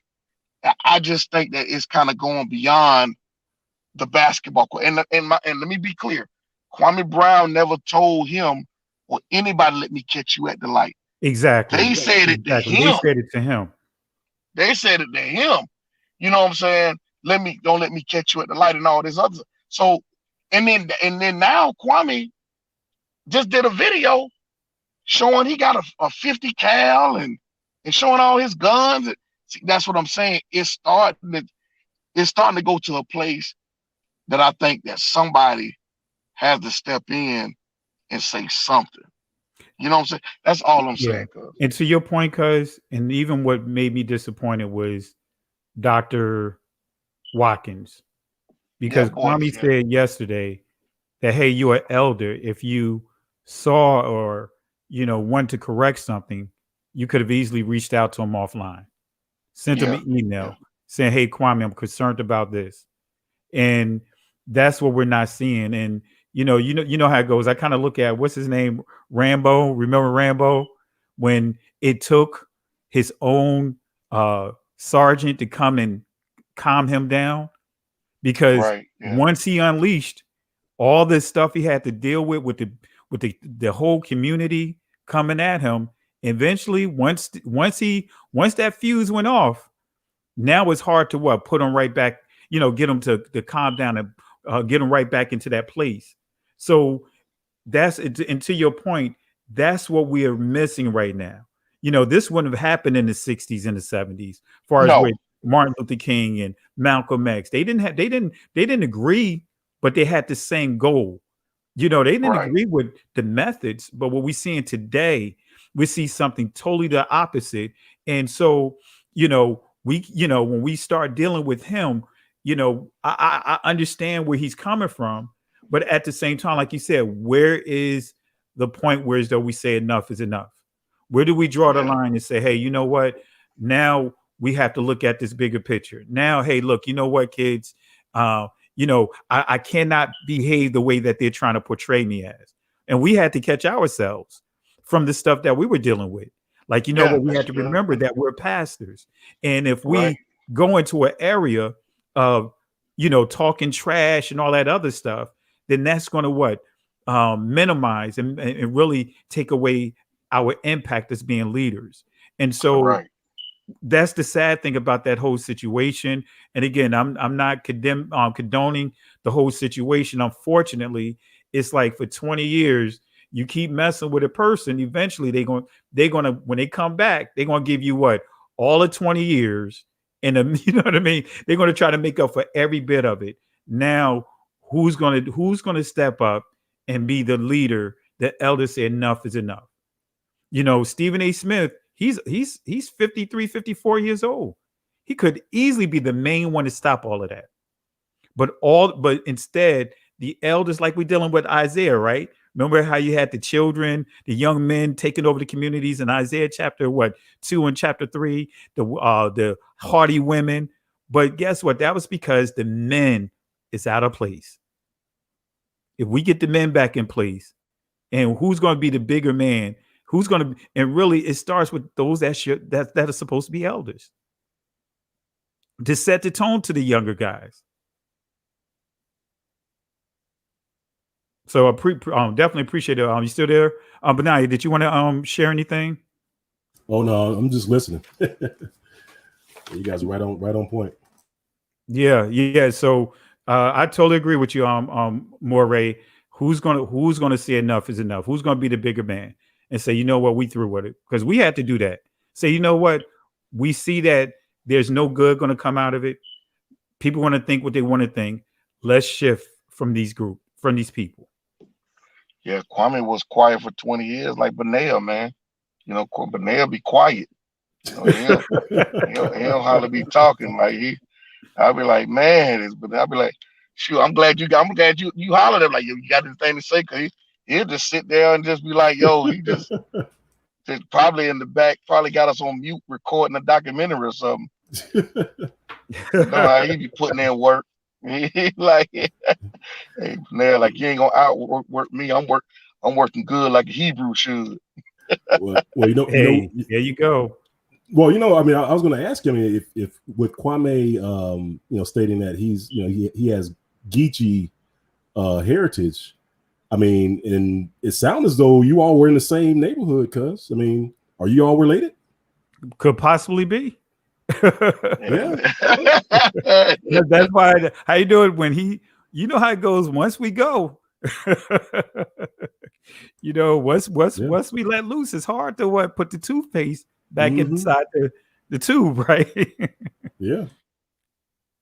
So, and even back to the point that we have here, and we're gonna wrap this up pretty soon here, guys, because I know that we've been going for a little while here, but just to even give a little bit on the Gullah War. But I just want to highlight something real quick here. What we see here when we see Igbo and family, just what Benaya laid out with the the Hebrew and origins of many of the key words that we see with the Gullah, right? But let me take you to something here to show you why this is not a coincidence.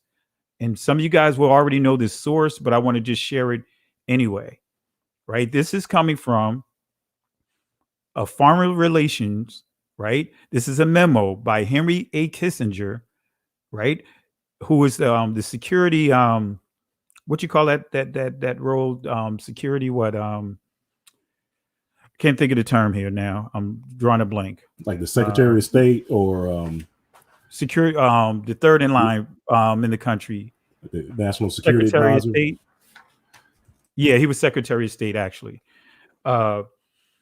So this is a memo that he wrote. And let's see, and guys, you can get this from, as you see, this is a government website. This is not any of our websites. This is coming from Henry Kissinger, right? Who served, I believe he served under Richard Nixon.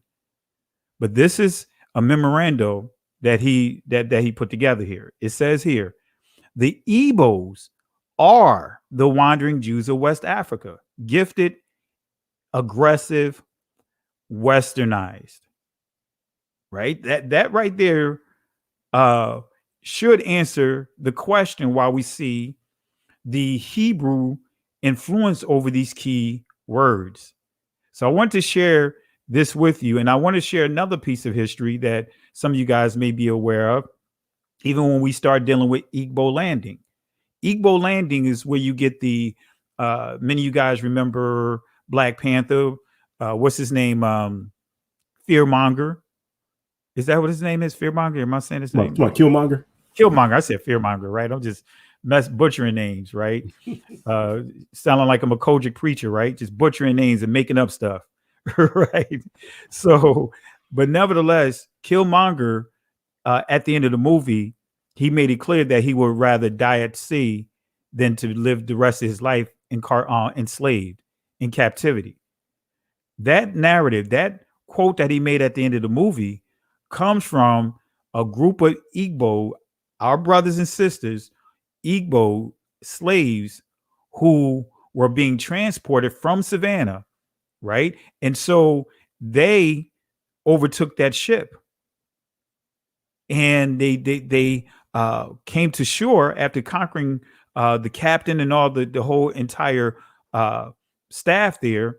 They conquered them, took over that ship, and all of them walked right into the water, decided that they were not going to live the rest of their lives as slaves, especially when you understand the things that they were subjected to on those ships and other things that they were subjected to. So I'm not going to get into this right here. I know I just kind of explained it, but I want to answer a couple of questions here real quick too. Who are the Gullah? Who are the Gullah? The term Gullah refers to a social group of the antebellum people of Black African descent and their descendants who experienced chattel slavery in the southeastern part of the U.S., as well as their lingua franca. The term Gullah was used in the U.S. before the Civil War to refer to enslaved Africans who were born on the African continent and the language they brought with them. So this tells you that we all are connected to the community. It's not just a separate group of people. We all are connected to the Gullah or Geechee. And when we look at the word Geechee, guess what? Look at here, right? The term Geechee refers to a social group of antebellum Gullahs and their descendants who not only established maroon communities in southern Georgia and northern Florida. You see how all of this ties in together? We're still dealing with the same people.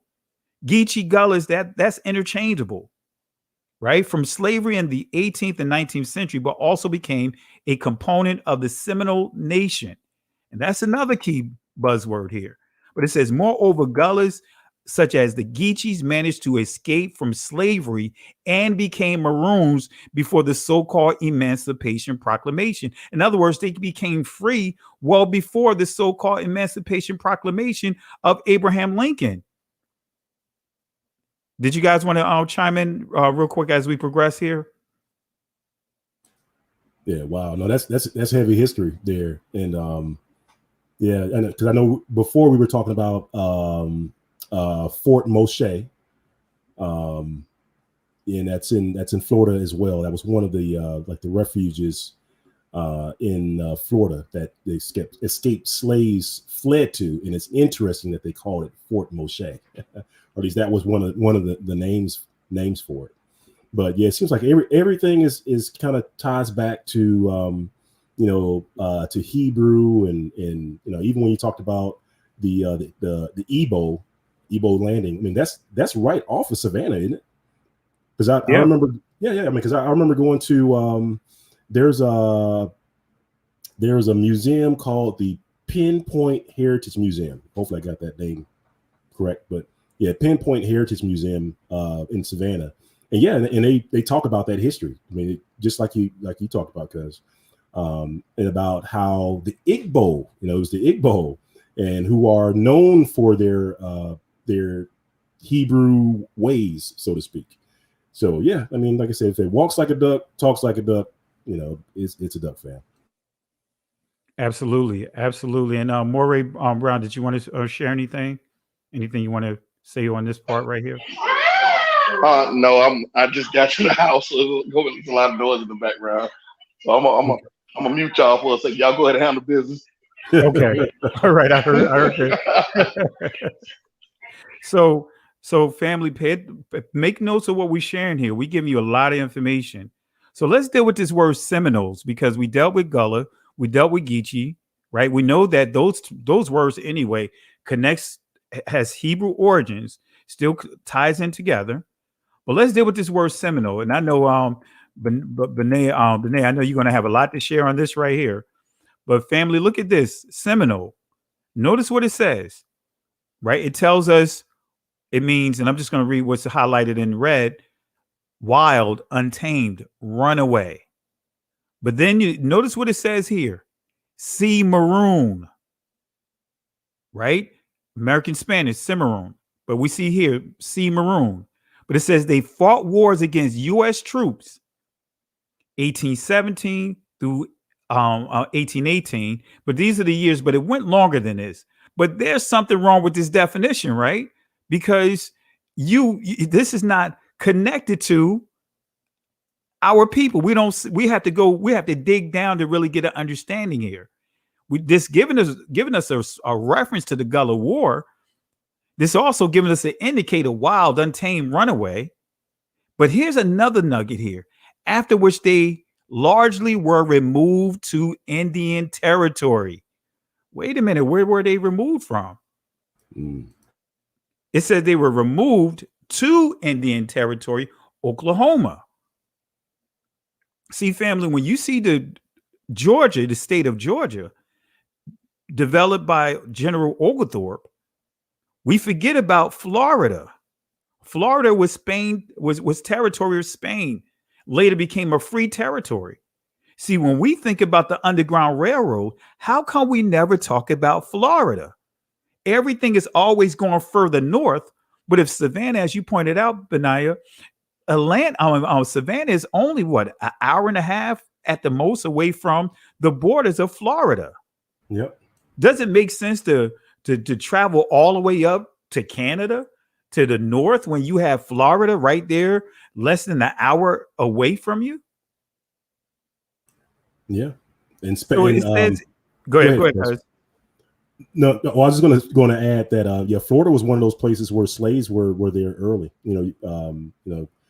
So-called African Americans were there early. Way before 1619. And actually, I think that's one of the things that people kind of point out and say, wait a minute, you guys were here before 1619. How come we're not starting the clock? In Florida. Well, it was because it's like what we were alluding to. Like, it was under the authority of Spain, but then it wasn't, right? Like the governing authority went away, and it actually switched. But so that's a real good history, cuz.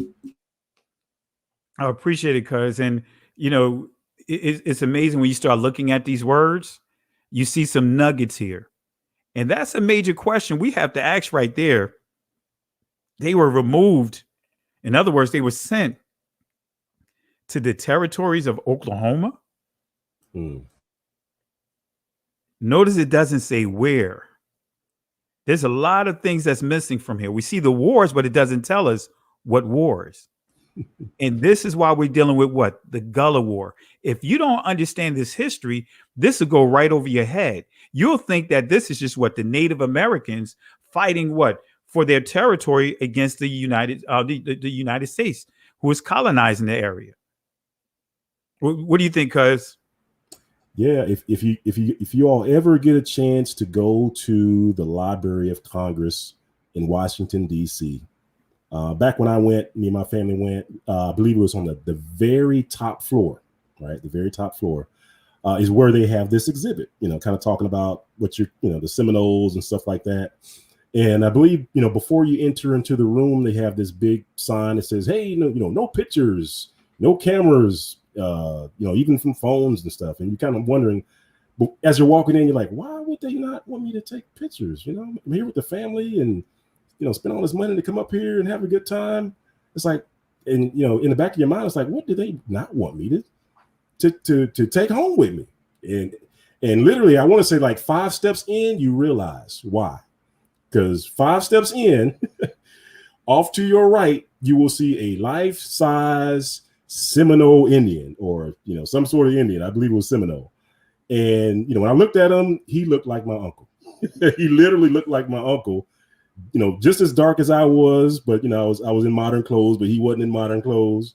I had a straggly beard. I want to say, I don't remember whether or not he had a beard or not. I have to go back and I don't think, no, we didn't take any pictures. I just want to make that official on record. But yeah, I don't remember whether or not they had a beard or not. But literally, they looked like a black man. And I pulled my wife. I was like, honey, do you see this? I was like, these Indians are black. And then you turn around and you look to the left, and they have more pictures of the same. So to your point, cuz yes, I mean, all this stuff is cataloged and captured in certain areas. But yeah, some of this, they don't want this to see the light of day. Absolutely. And family, make a note of this. We're giving you some jewels here. Now, it said that they were largely removed to the Indian Territory, Oklahoma. But let's go to that word maroon. It's some nuggets here. Now, the noun definition of this word, notice what it says: very dark red or crimson color. And notice it gives chestnut. And I meant to pull an image up here, but I didn't have time to do it. But if you just Google chestnut, right? Dark chestnut. If you just Google that, let's go here. If you Google that, you'll see see the color of a chestnut, where it would look just like us. The skin, the complexion of it, the texture of it, right? And then when you go to the verb portion of this word, it says put ashore on a desolate island or coast. But then it says to be lost in the wild. But notice what it says here too. When we get down to the 1600s, like you mentioned, Benaya, when you start going to that old history. But notice what it says here: fugitive black slave living in the wilder parts of Dutch Guyana or Jamaica and other West Indies islands. It's so much to unpack here, but it goes on to say wild, again, untamed, unruly, fugitive. But again, we see here a fugitive, and it says Cuban, right? As in Cuban, Negro, Cimarron. It says a fugitive, black slave. But we see that when we see maroon, it's referring to what texture of skin, what group of people. You was going to say something, Benaya? Oh no, I was agreeing with you. Yep. I mean, and the Maroons are famous in Jamaica.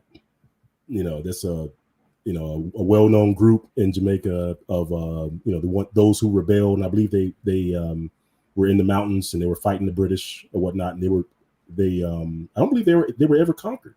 I think they ended up entering into a peace agreement with the British. Absolutely. And that's some great information that you shared here.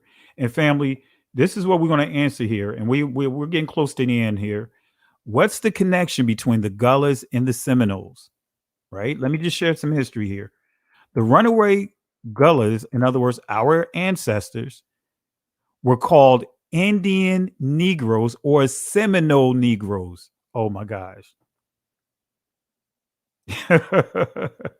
So all along, cuz we thinking that they're separate people.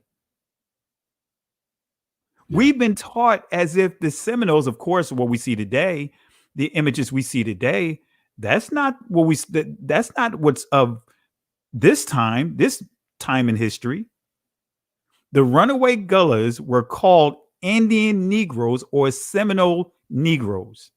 The Gullah who had liberated themselves from slavery in Georgia combined with this group, the Seminoles, as well as other contingents of southeastern Indians to form what it evolved into the Seminole Nation. All these dark people, right?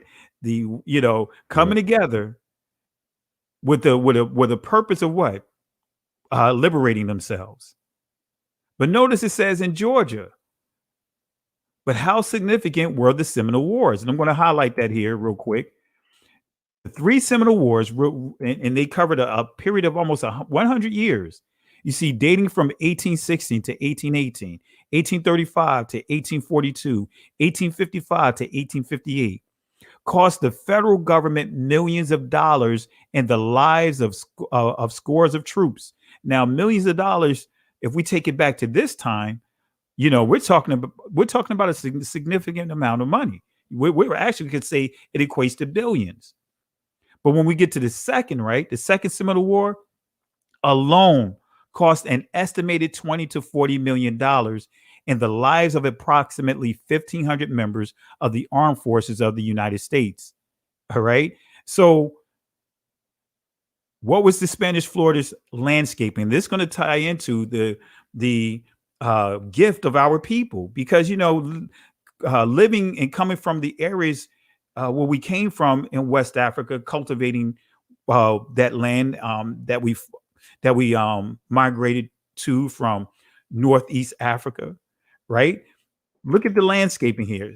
The Spanish claimed Florida, but they used it as a buffer between the British colonies and their own settled territories farther south. They wanted to keep Florida as a dangerous wilderness frontier. So they offered a refuge to escaped slaves and renegade Indians from neighboring South Carolina and Georgia. So now you can see why many were really headed down, fleeing to Florida versus going all the way up to Canada. Right?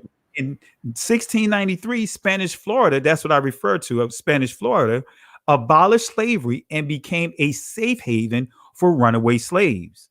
So the Gullahs established their own free settlements in Spanish Florida wilderness by at least the late 1700s.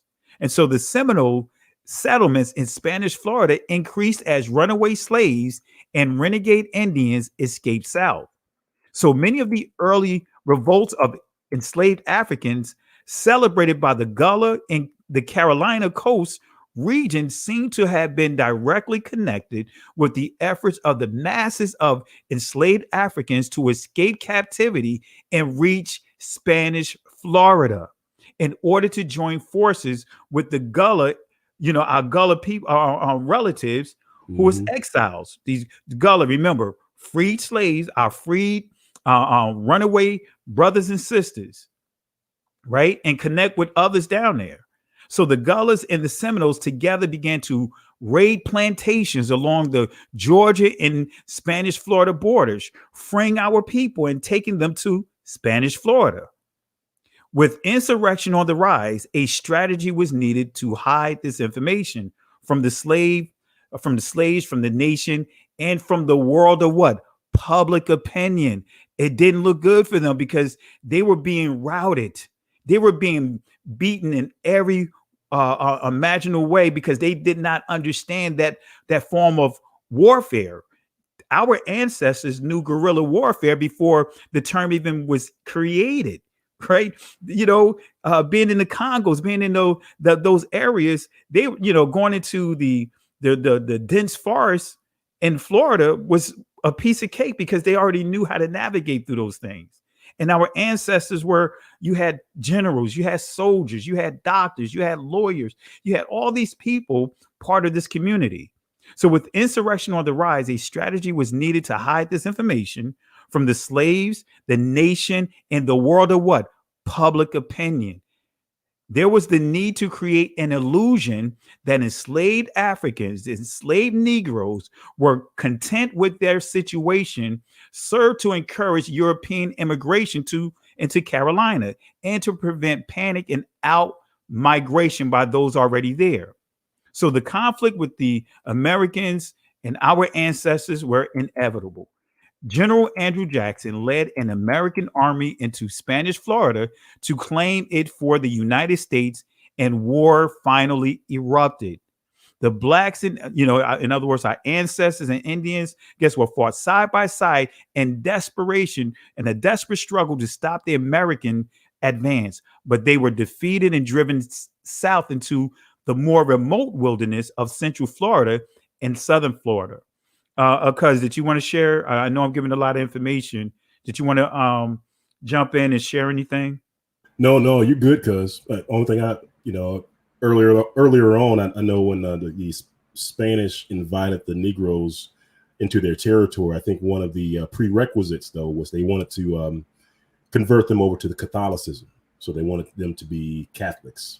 But other than that, yeah, they were like, come on down. Absolutely. And see, family, this is us. See, the way that we're taught history, we're thinking that when you see the term Gullah, like that's another group of, Africans per se. Like that's another group of melanated people, but that's not our community. No, that is us. This is our people. We are all blood relatives. We're from the same communities, right? Even though right now you may have grown up in, let's just say, up north, but guess what? We all are connected to these communities. So General Jackson referred to this first Seminole War as the Savage and Negro War. Savage.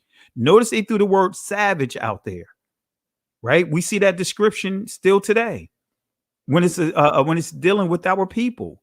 Clutch Points referred to Kwame as a savage in terms of, said he gave a savage response to Stephen Jackson and Matt Barnes, which there was nothing savagery. There was nothing, and there was no animalistic behaviors in his response of a man defending himself. So notice here, the Second Seminole War, 1835, General Thompson J. Jessup referred to this Second Seminole War in the following words: "This is a Negro, not an Indian war." Right? Wow. This is a Negro, not an Indian war. So what was the strategy? Y'all gonna see some of this playbook in full effect today. Even some of the stuff that we're dealing with right now. Even as Moray Brown pointed out, the internal fighting that we see happening among our people. Create new Indian tribes on paper. So they began to make up new Indian tribes. See, a lot of these tribes that many people are claiming are not original. They're tribes that was made up by the colonies. Create new Indian tribes on paper, accrediting as leaders only those Indians who would cooperate with them, and inciting individuals from existing Indian tribes to capture and re-enslave our brothers and sisters, our ancestors. Turn the Indian nation against each other, suppress the information concerning the success of the massive revolt of our ancestors against enslavement. So when reports from the battlefield involved our people, right, the word black, the word Negro, the word African, the word slave were simply omitted and replaced by asterisks. So this is why many of us have the challenge of trying to go back to some of the old information, like you pointed out, Benaiah, and navigate and really sift through some of the information we're reading, because they had to They decided that they were going to omit certain keywords and modify history, lie about history of what was actually happening. And that wasn't Any the thoughts, first time. Benaya? Yeah, I was gonna say that wasn't the first time that they pulled off that or attempted to pull off that playbook too. Because I know I want to say, oh man, what 5 years ago we did I want to say a session on Thanksgiving and Plymouth Rock and that whole thing. And part of that presentation, we read old books again. And within those old books, they spoke about how when the British came over, to your point, one of the first things they did, they identified a group of natives, of Aboriginal natives that they could work with to turn against everybody else, right? So they labeled, to your point, they labeled all the other Indians, enemies. But this one group that they work with, they used them to basically take out the rest, right? Because they didn't necessarily have the manpower. They used their manpower to do it. And it's funny because it kind of reminds me of that old saying, making the deal with the devil. You know what I mean? Because guess what they did to the Indians that they teamed up with eventually, right? Because at first, they were using them and they were attacking all these other groups, and they had this policy. Britain had this specific policy of the Indians that they would capture. They would send them down to the Caribbean because they would. I mean, at least that was their MO.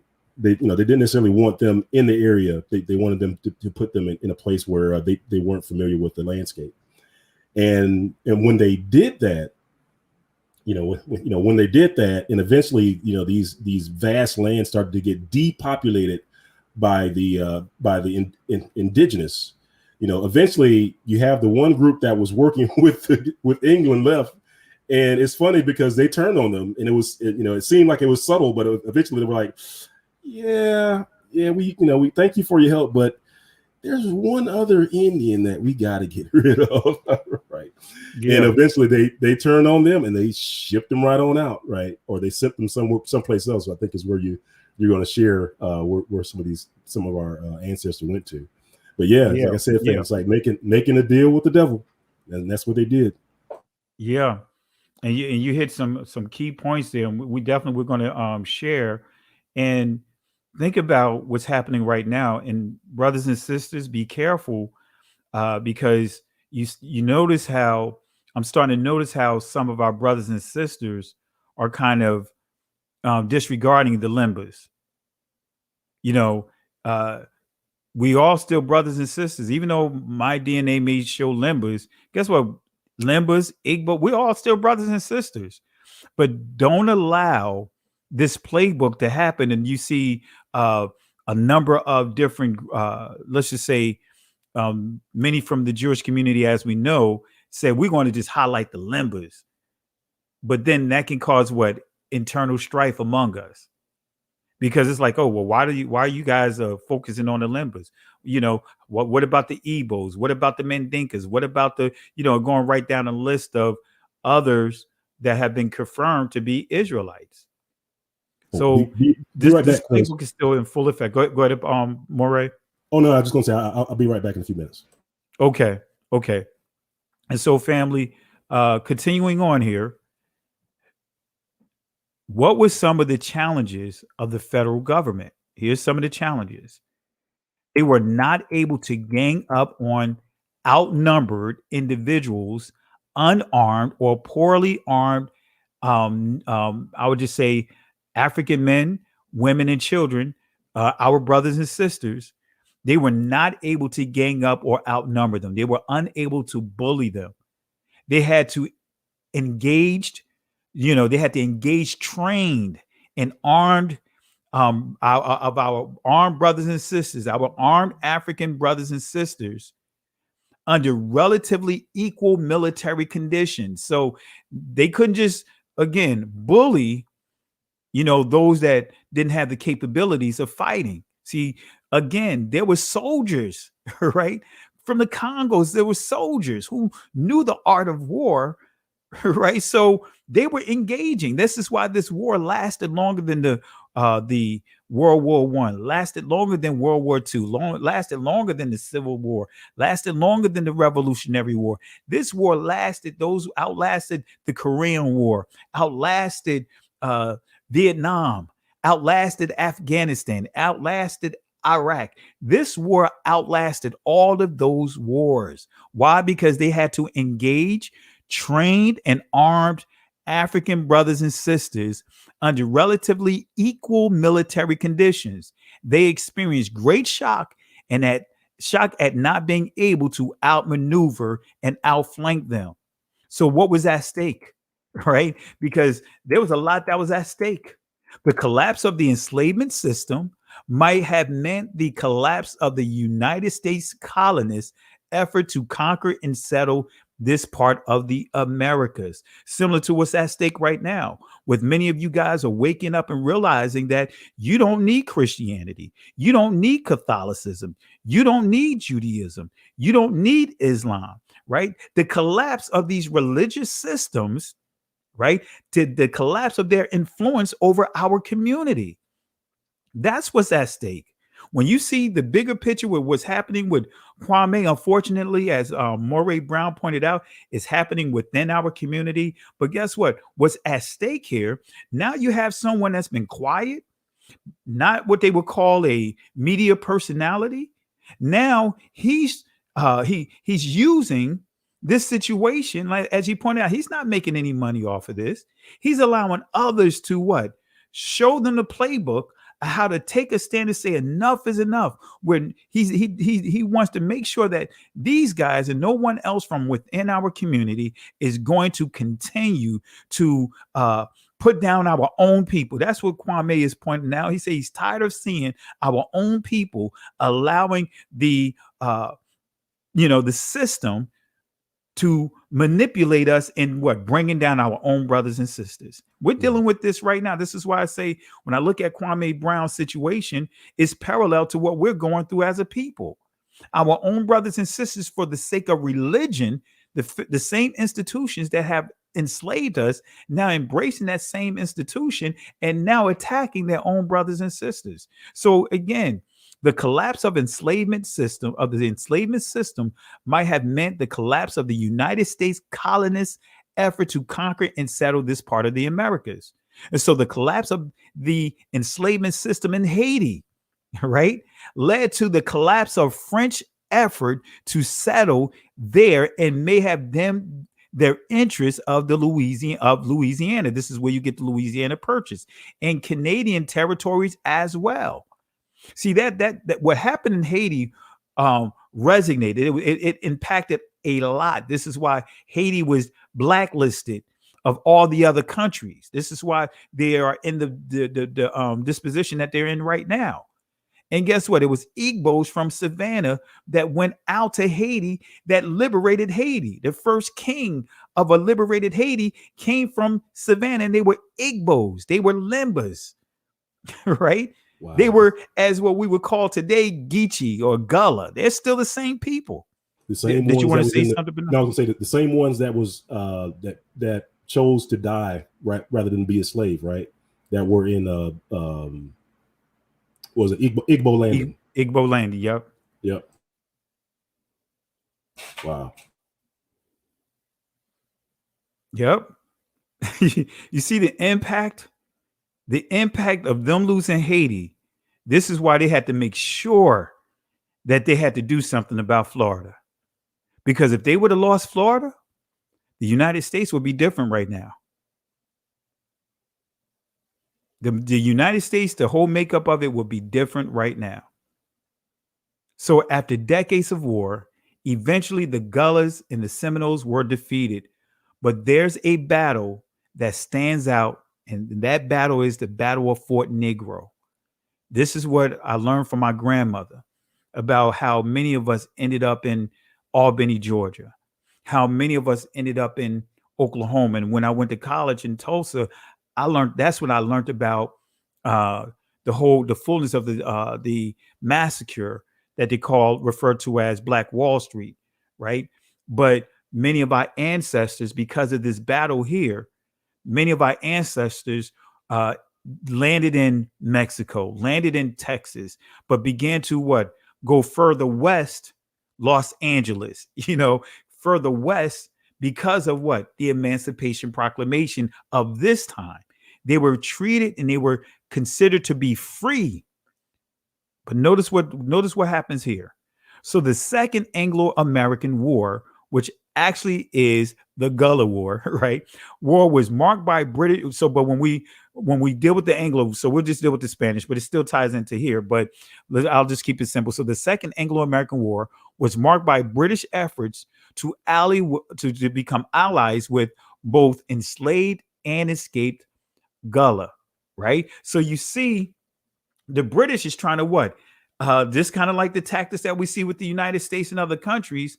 They will what? Put money into certain groups, right, to benefit their cause. So the British was putting what? Money and efforts into our ancestors to try to hold and keep the United States, right, from conquering Florida. So two British sloops of war and some smaller vessels landed troops in the Apalachicola Bay under Lieutenant Colonel Edward Nichols, who provided a large force of First Nations and African American insurgents with arms and ammunition. Guess what? They started arming our brothers and sisters, right? He proceeded to build a fort on the east side of the Apalachicola River, some 30 miles from its mouth, which was taken over by the African American insurgents to serve as a bulwark against aggression by the colonists. And see, again, this is how many of our ancestors landed in what is called Albany, Georgia, because of this war right here. Anything you want to share, cuz? Oh no, I'm amazed at some of this history. This is awesome. And see, this is where a lot of our ancestors landed, right? When Fort Negro got bombed, many of them were traveled through the swamps and all, and this is where they migrated to, right? So this is not just migrated but fled to, to get away from what took place in Fort Negro.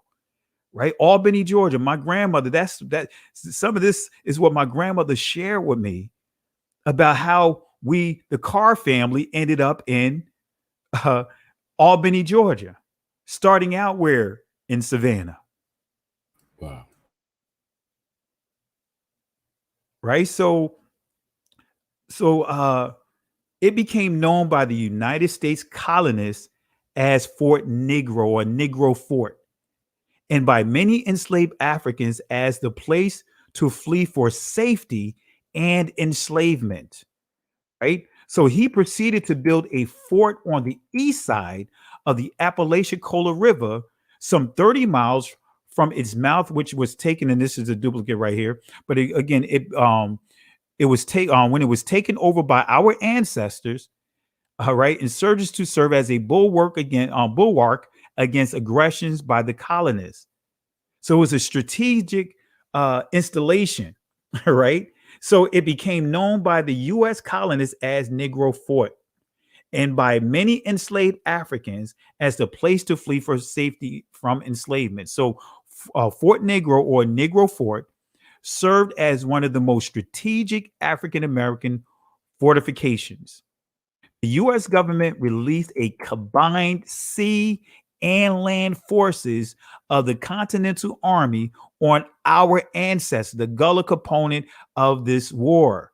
The U.S. naval and land forces invaded the Spanish territories without a formal declaration of war and destroyed Fort Negro in July of 1816.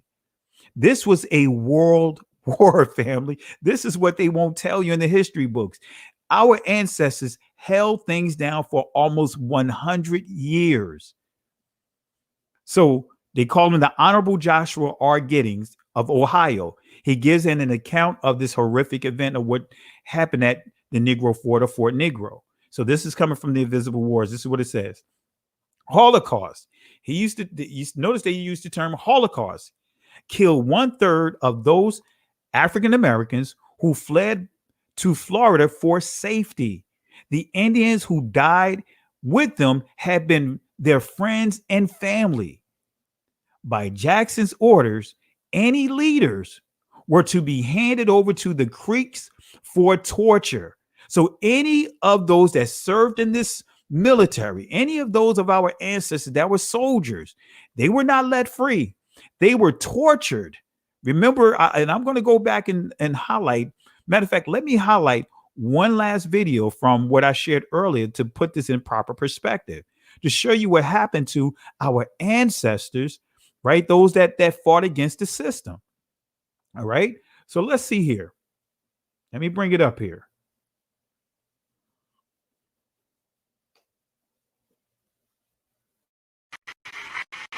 Black veterans and other African Americans took up arms in self-defense. This no doubt just feeds into the mob fervor. The fact that, oh, they're daring to shoot back at us. This must really be an insurrection. One historian has identified more than 20 different killing sites where African Americans were being killed. There are stories that mob members were taking souvenirs, such as ears or fingers from the bodies of fallen African Americans.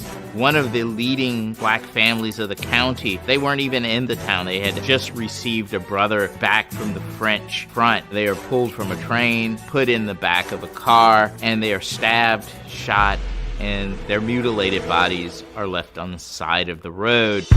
Within 2 days, 500 U.S. troops were sent to quell the supposed black uprising. They don't find any blacks killing or shooting down the streets. In fact, Colonel Jinks reports that the city is filled with hundreds and hundreds of white men with guns.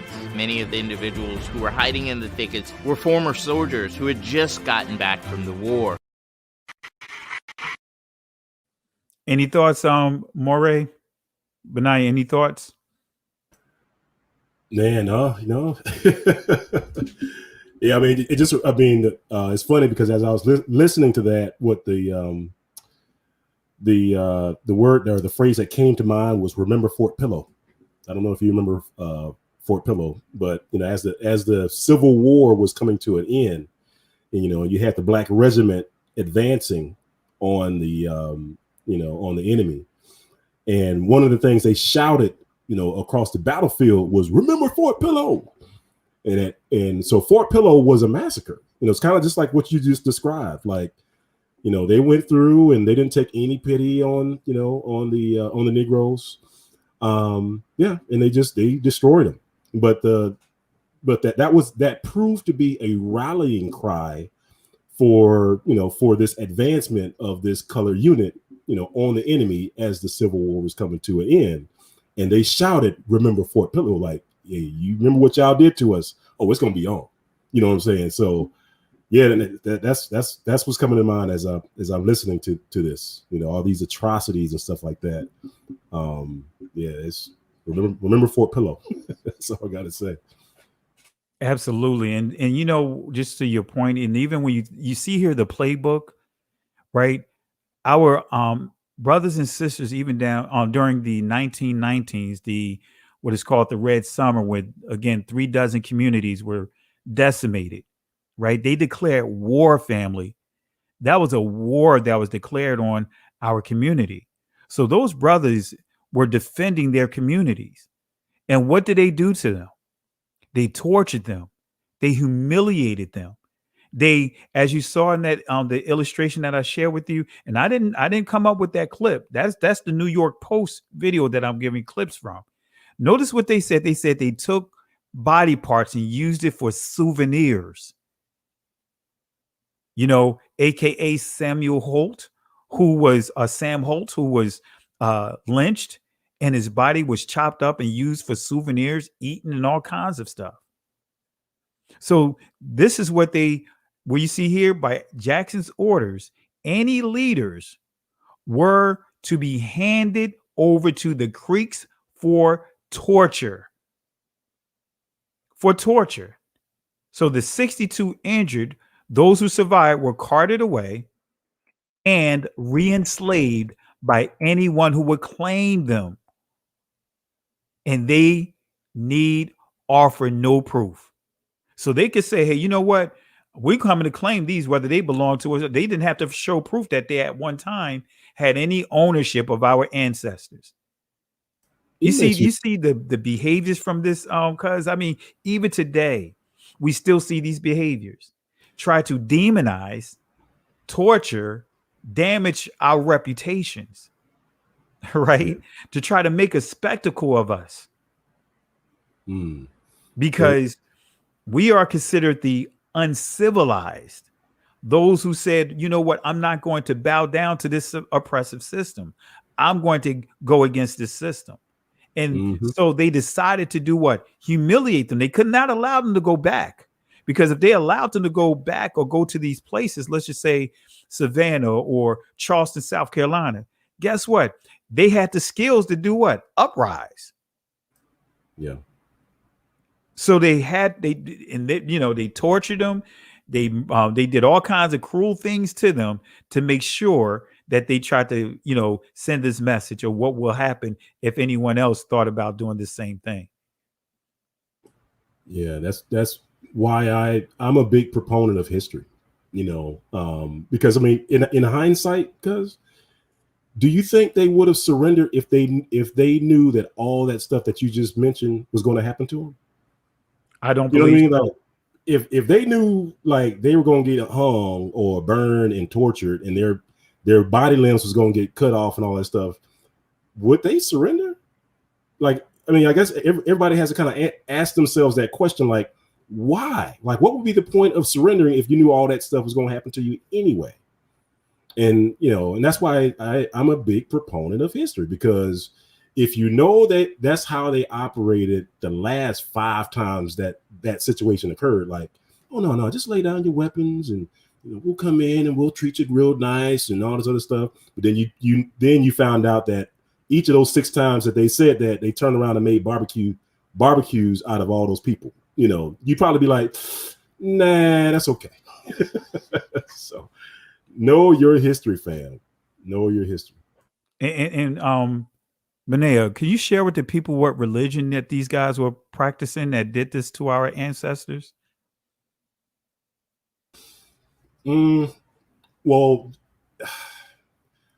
yeah, I can't even say that it was like the Catholic religion. I mean, this was like that was like the Protestant movement, wasn't it? Absolutely.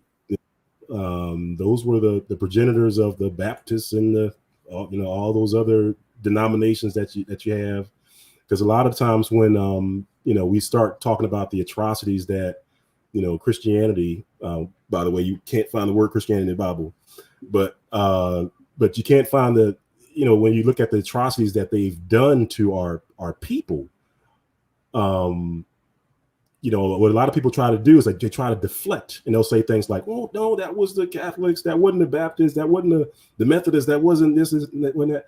And what I tell people is, like, if you were to jump into a time machine, go back in time to the time of that's Fort Negro, right?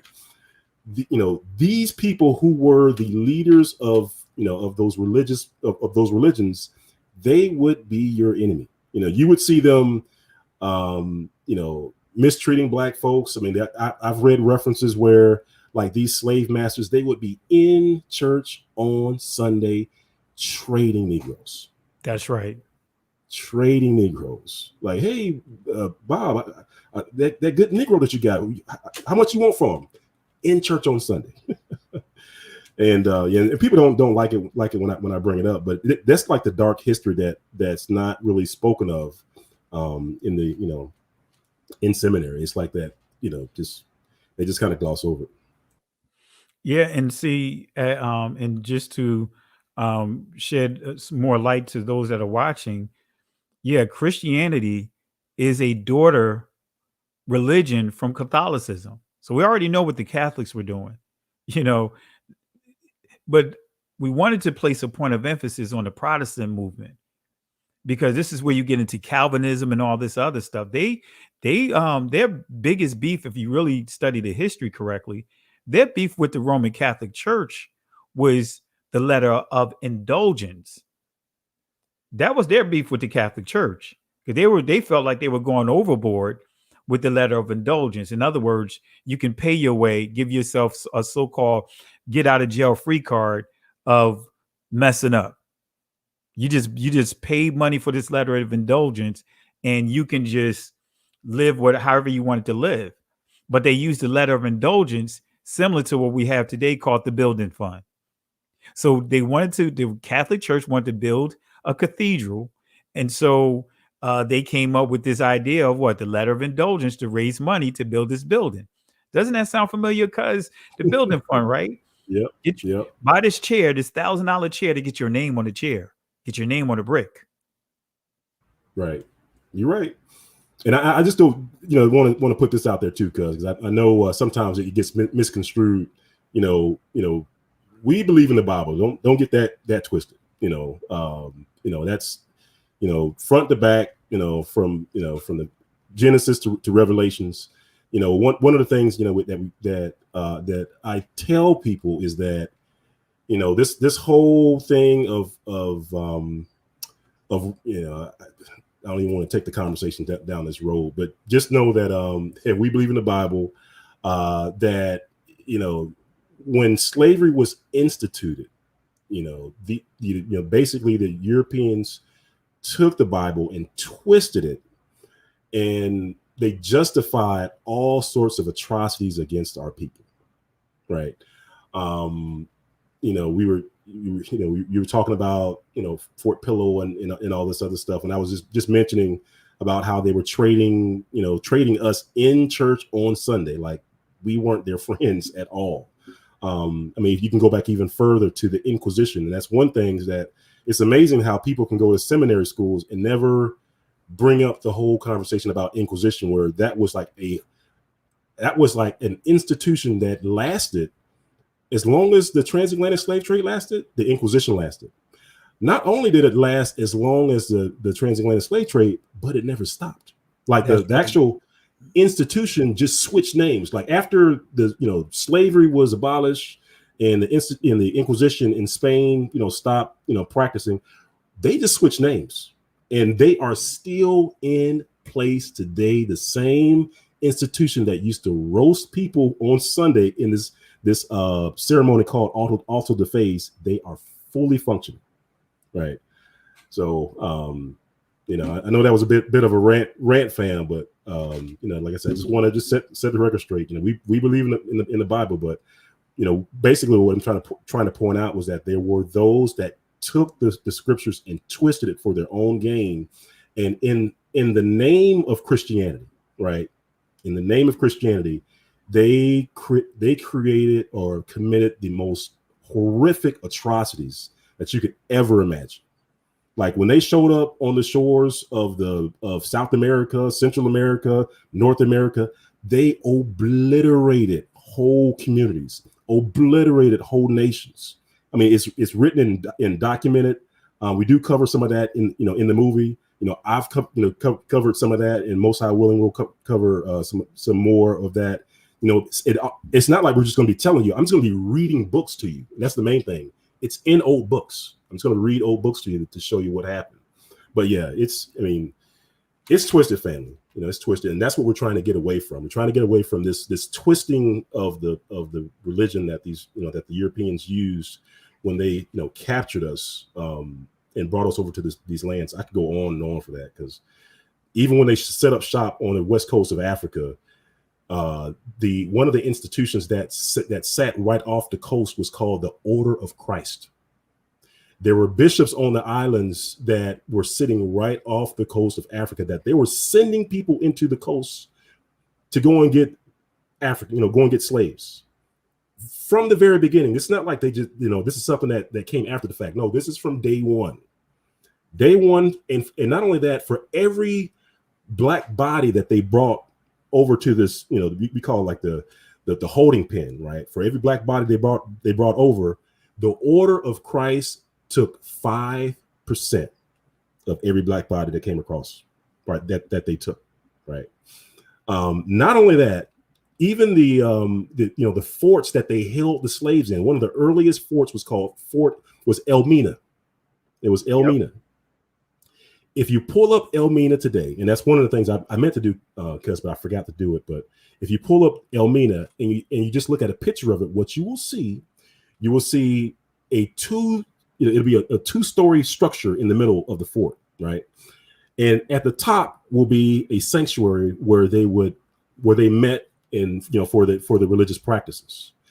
Underneath that structure was the holding place for the slaves. That's right. Where they stood in their feces, where they were packed like sardines in a can, right? But they specifically set it up that way, the exact same way that the Inquisition was set up in Spain, right? So, like I said, we could go on and on for days on those atrocities, family. But that's what we're trying to pull away from, right? We're trying to pull away from this twisting of the Bible that the Gentiles have done in order to justify slavery and justify all these horrific atrocities that they have done in the name of our Father. And one last point, Benea, could you share with the people about even some of the chambers that was there too? Because you pointed out the basement, but the upper chambers where they would bring brothers and sisters there and do all kinds of perverted things to them at that particular fort that you mentioned. Yeah, I'm not too sure about that fort. I know that like the way that the way that the Inquisition operated, and it's interesting because we hear the same. We actually hear the same arguments today that they had back then. Like except back then they were actually killing people. Like today, we'll have a spirited discussion about the law. Like, hey, the law is done away with. You don't have to practice any of that stuff. Well, back during the time of the Inquisition, it was actually against the law, and that was the law that the Roman Catholic Church, that the Christianity at the time was persecuting the Jews for.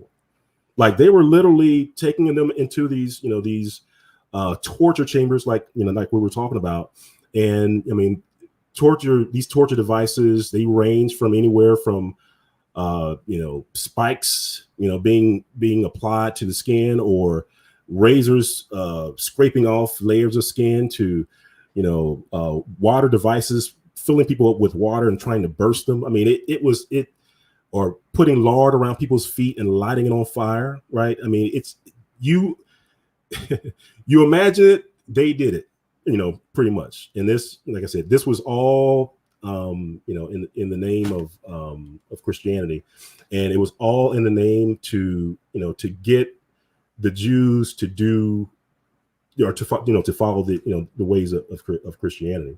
And you brought up, I'll just say this one real quick thing because I know we're going long, but you brought up John Calvin, right, and Martin Luther, because that's one of the things that I hear Christians over and over again bring these men up. Do you know that they hated Jews?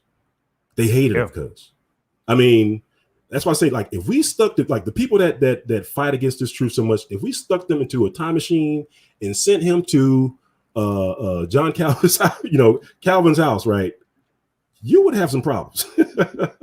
Send them to Martin, Luther's house, you would have some problems, right? But it's because that they've been educated, in the in some of these seminary schools, they don't know, they just don't know. They have this this warped sense of reality.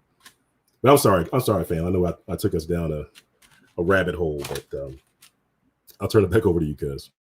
Oh no, you did a great job, cuz you did a great job in explaining that, and we're pretty much close to the end anyway.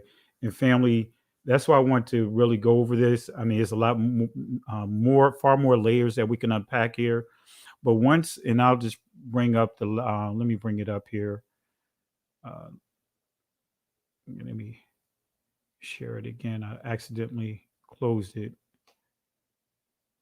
Let's go back here.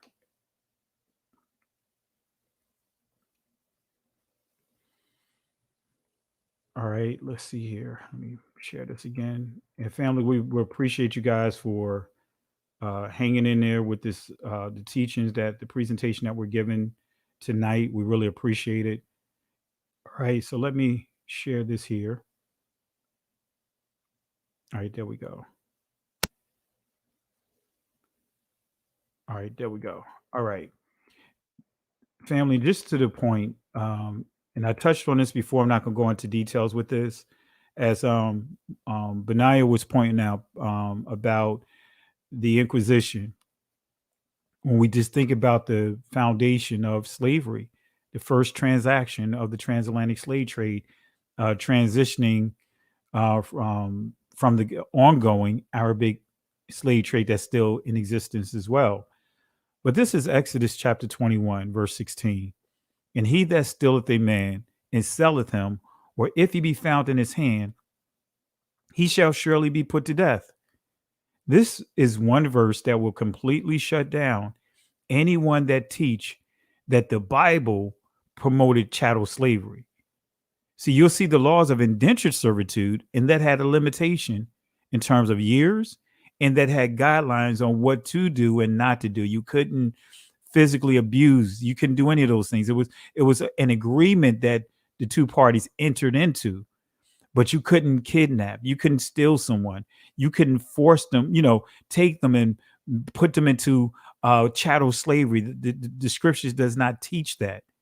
Right. So I want to bring this verse up so that way, this passage up so that way you can see this here. And as we wrap up here, back to the point that I left off at here about the destruction of Fort Negro being a turning point in this war.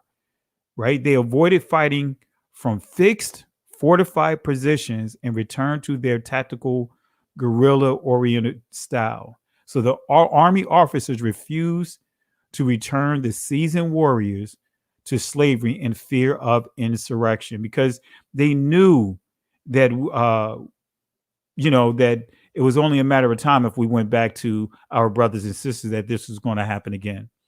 And so, make a long story short, when this war came to an end, based upon the agreements and the true Emancipation Proclamation, the agreement was to allow those that survived to move further west. And that's how you see many of our ancestors land in Oklahoma. And when you start understanding Tulsa, that community, you'll see that Tulsa was a thriving community. And actually, if I remember correctly, Benaiah, and I believe in part 2, there was a moray from Oklahoma, from Tulsa, Oklahoma, that elaborated. And one key thing he pointed out that I didn't know, that was one thing he said, something I didn't know about Tulsa, was the dollar circulating in that community for 5 years. Yeah. Right? The best that a dollar circulates in any community at best is 27 days. That's the Indian community. And then you have 17 days, 17 to 24 days from the Caucasian community, 11 to 13 days of the Spanish community, and 4 hours for our community. 4 hours versus 5 years. So another thing that they won't tell you about this area, because they were thriving during the Depression. Our communities were thriving during the Great Depression. So there was a lot of jealousy and animosity towards our community. So now you had our own brothers and sisters, right, living in a territory that they deemed to be wasteland, and also discovered that we cultivated this land and there were oil on this land. It was discovered that oil was on this land. So they came up with a plan the playbook was to lie and say somebody groped or looked or assaulted a Caucasian woman, and that allowed them in their, according to how things operated back then, to go in and destroy an entire community. So one day it's thriving. They doing all kinds of things, all kinds of businesses, and then the next day they living in tents in a pile of rubble. So with that being said, family, I'm not going to go further with here. I could give more, but I want to just give you a better understanding of the Gullah Wars and show you that when you say Gullah, Geechee, that's you, that's me, that's us. And as Benaiah laid out Israel. You see the Hebrew language, the Hebraic influence all through our community. How is that possible? So, Benaiah, did you want to, any thoughts, anything that we may have not, we didn't cover that you want to add to what we talked about today that we may have missed? No, well, just to tie this back to the comment that Brother Kwame Brown threw out there, that his heritage is Geechee, right? Gullah Geechee. That you proved today, cuz that the Geechee, Gullah Geechee have a rich heritage. Based off of the the battle of at Fort Negro, that they were fighters. Based off of the the whole thing with the, I don't know, we didn't really touch on it here, but at the church, that they were but they knew Hebrew and they knew and they weren't literate. I don't know why people keep coming up with that. But most High willing, we will address this whole idea of them being illiterate. It's funny how a lot of these narratives get spun up, and people are amazed at how easy we're able to find references that refute whatever comes out. It's like, oh man, how'd you find that book? It's like, because it's not true and they wrote about it. You know what I mean? Like it's easy to put down. But anyway, just know that how this this ties into Brother Kwame is that yes, that Gullah heritage is rich. Yes, not a weak people at all. So you did an excellent job because of bringing that out, and hopefully, people were enlightened and learned a lot about the Gullah history and heritage. Absolutely, thank you, cuz, for even taking time out of your schedule to, provide input here. And as Benaiah pointed out, family, when Kwame Brown, I'm glad you brought it right back to that point when he said we're built differently. Guys, we're built differently. There's a certain fight in our community. Think about what we had to overcome just to even make it to the landing spots of the Americas. That first leg, more, believe it or not, more people died during that first leg than what made it to the Americas. You're talking millions upon millions of our ancestors that didn't even make it past the first stretch. Matter of fact, even just getting to the shores, right? So millions were murdered, millions had died, were killed, lives were taken.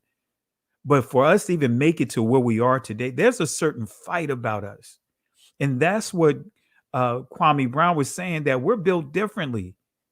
Look, truth be told, the territories of where our ancestors are living right now, which they refer to the Gullah Geechees, the coast, those were considered swamplands, while the Caucasians moved further inland. Now they're doing a number of things to take our properties from us, to some of our own brothers and sisters, of course, selling their own community out.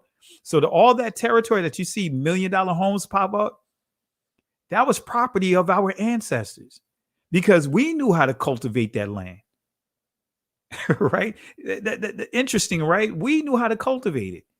Do you know Oglethorpe's fear of Savannah was the fact that he didn't want slavery to come to Savannah, because he did not want the slave owners to lose their skill set, to not have a skill set. They were totally dependent on us. We had the skill set. They didn't teach us the things that we were doing. They didn't teach us how to cultivate a ground, cultivate land and terror. They didn't teach us those things that we came here with. So family, we are, as Benaiah pointed out, we are built differently. There's something special about you, Judah. There's something special about you. This is why we're the only group of people that have gone through what we've gone through. And we made it to this point by the grace of the Most High. And as Benaiah pointed out as well, that I want to reiterate, we believe in the Father, Son, and the Holy Spirit. We believe in the Word, but we're not caught up in religion. We're not caught up in the religious of man. This is our culture, not a religion. So I want to be clear with that. We believe in the Father, Son, and the Holy Spirit, but not the Messiah, that the Christ that Christianity has given us. Not this this other spirit that's not of the Most High, that they disguise as the Holy Spirit. Not those things, but when the actual Messiah of the Scriptures, that's what we believe in. That's who we believe in, the Messiah who taught the law, statutes, and commandments. Right? Not what we just shared here, kidnapping, breaking the law to kidnap someone and force them into slavery. So family, really appreciate you guys. Any final words, cuz, as we get ready to wrap up? Just that if you want to learn more as far as history, definitely check out the Reclaiming the Throne movie that's out on Vimeo. It's roughly a little bit under 7 hours worth of documentary material. You can, if you want to rent it, it's $7.50 to rent, which is in some cases cheaper than going to a movie and getting a ticket. But you can do that and just check it out. And yep, so we have that, and also we do have offer some free online videos as well, and you can find those on YouTube and just look up Hidden Hebrews. So there is a channel that for those that are new to this information, I would tell you to go to Hidden Hebrews and just check it out, and just let us know if you have any more questions. And thanks for inviting me on, because it was a great discussion. Well, I appreciate you for taking the opportunity and blessing us with the history that you share with us. And family, we're going to play the trailer again. I encourage you guys, invest into the video. We do a lot of bootlegging and all that, but guys, invest into it. You're getting literally a teaching, a series that would do a paradigm shift in your life. You could sit down with your family, your loved ones. You could, those that you even trying to explain this explains it for you. You don't even have to do it. It does the work for you, but this is time, precious time that our brothers put inside this series to give you something that you can hold your head up, to answer those questions of, who were we before 14 or 1619, when we made it to the shores of this part of the Americas, or 1452 when the first transatlantic World War transaction that took place. Who were we? Who are we? What that answers the questions. And I encourage you guys, get the movie right now. And Banana, we're going to have it inside the trailer as well. Can you share with them how to access the movie again? How to right now get a copy of it, or at least stream it for now? Yeah, and maybe I'll let me see if I can put a link in the chat while I'm at it. But hang on 1 second, fam. It's I'm gonna put a link in the chat really quick. If I can pop over there. All right, I think I got it. There you go. So if you see, I know got a bunch of comments flying through the chat, but I'll put it in there a couple of times. But yeah, if you just go to that link, it's HTTP, it's vimeo.com/on-demand/reclaiming the throne. And that's vimeo.com/on-demand/reclaiming the throne. And it's a 3-part series, basically 3 movies. Just check it out. Like I said, you can rent it for $7.50 a piece, or I forgot the combined rental rate. I think it's like $12 or something like that. But either way, just like I said, check it out. You won't be disappointed, family. It's built, based off of scholastic books, old books that you can find in universities and other institutions of higher learning. Also filled with archaeological evidence such as DNA and some things from archaeological sites that are agreed upon, that just but not a whole lot of people know about. So yeah, if you want to know who you are, definitely check that one out. And also, family, I put up here, I'm pinning it here for anyone that want to contribute, want to sow a seed into the presentation, the information that we shared here. The Cash App is up at the top if you want to support the works that are being done on this channel. And also, Cuz, do you have a Cash App that we can let the people know if they want to sow into the work that that you're doing? And family, we have to support each other. We really, you notice we don't ask for resources. We don't ask you to give, but guess what? It is the right thing to do. If you want us to continue to give you this precious information we're giving you. I mean, it costs money to get those graphics that you see. It costs time and effort. The things that we're doing, and even just the presentation that the information that was shared tonight, it costs money to get those sources. You know what I mean? It takes resources to obtain resources. So I want to encourage you guys, Benay, if you want to just go ahead and let the people know how they can sow into what your ministry to Hidden Hebrews. And guys, watch that. That's an awesome series. Can you just share with the people your Cash App information if they want to sow into what you're doing?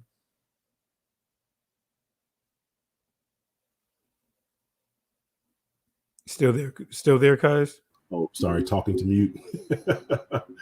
But yeah, this $sign Benaya, BENAYAH 4, the number 4, Israel, and that's the Cash App.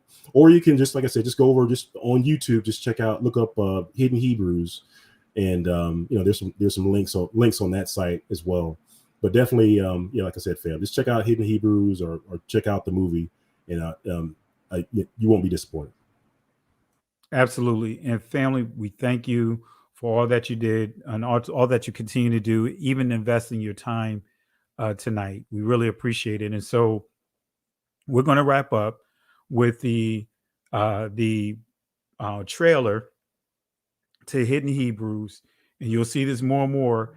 Every time I go live, I'm going to show this trailer. But family, support the works, watch it, share with your family members. Just really invest into this excellent work that our brothers and sisters labored over to make it easier for you to understand and use it as a source to be able to explain who you are. So with that being said, family, as Moses said to the children of Israel, he said, "Fear ye not, stand still, see the salvation of Yahweh." These Egyptians that you see today, you don't ever have to deal with the strongholds of them again. The Most High will fight for you, but you have to hold your peace. Can't go back, can't stay here. Keep moving forward. Can't go back, can't stay here. Keep moving forward. Shalom.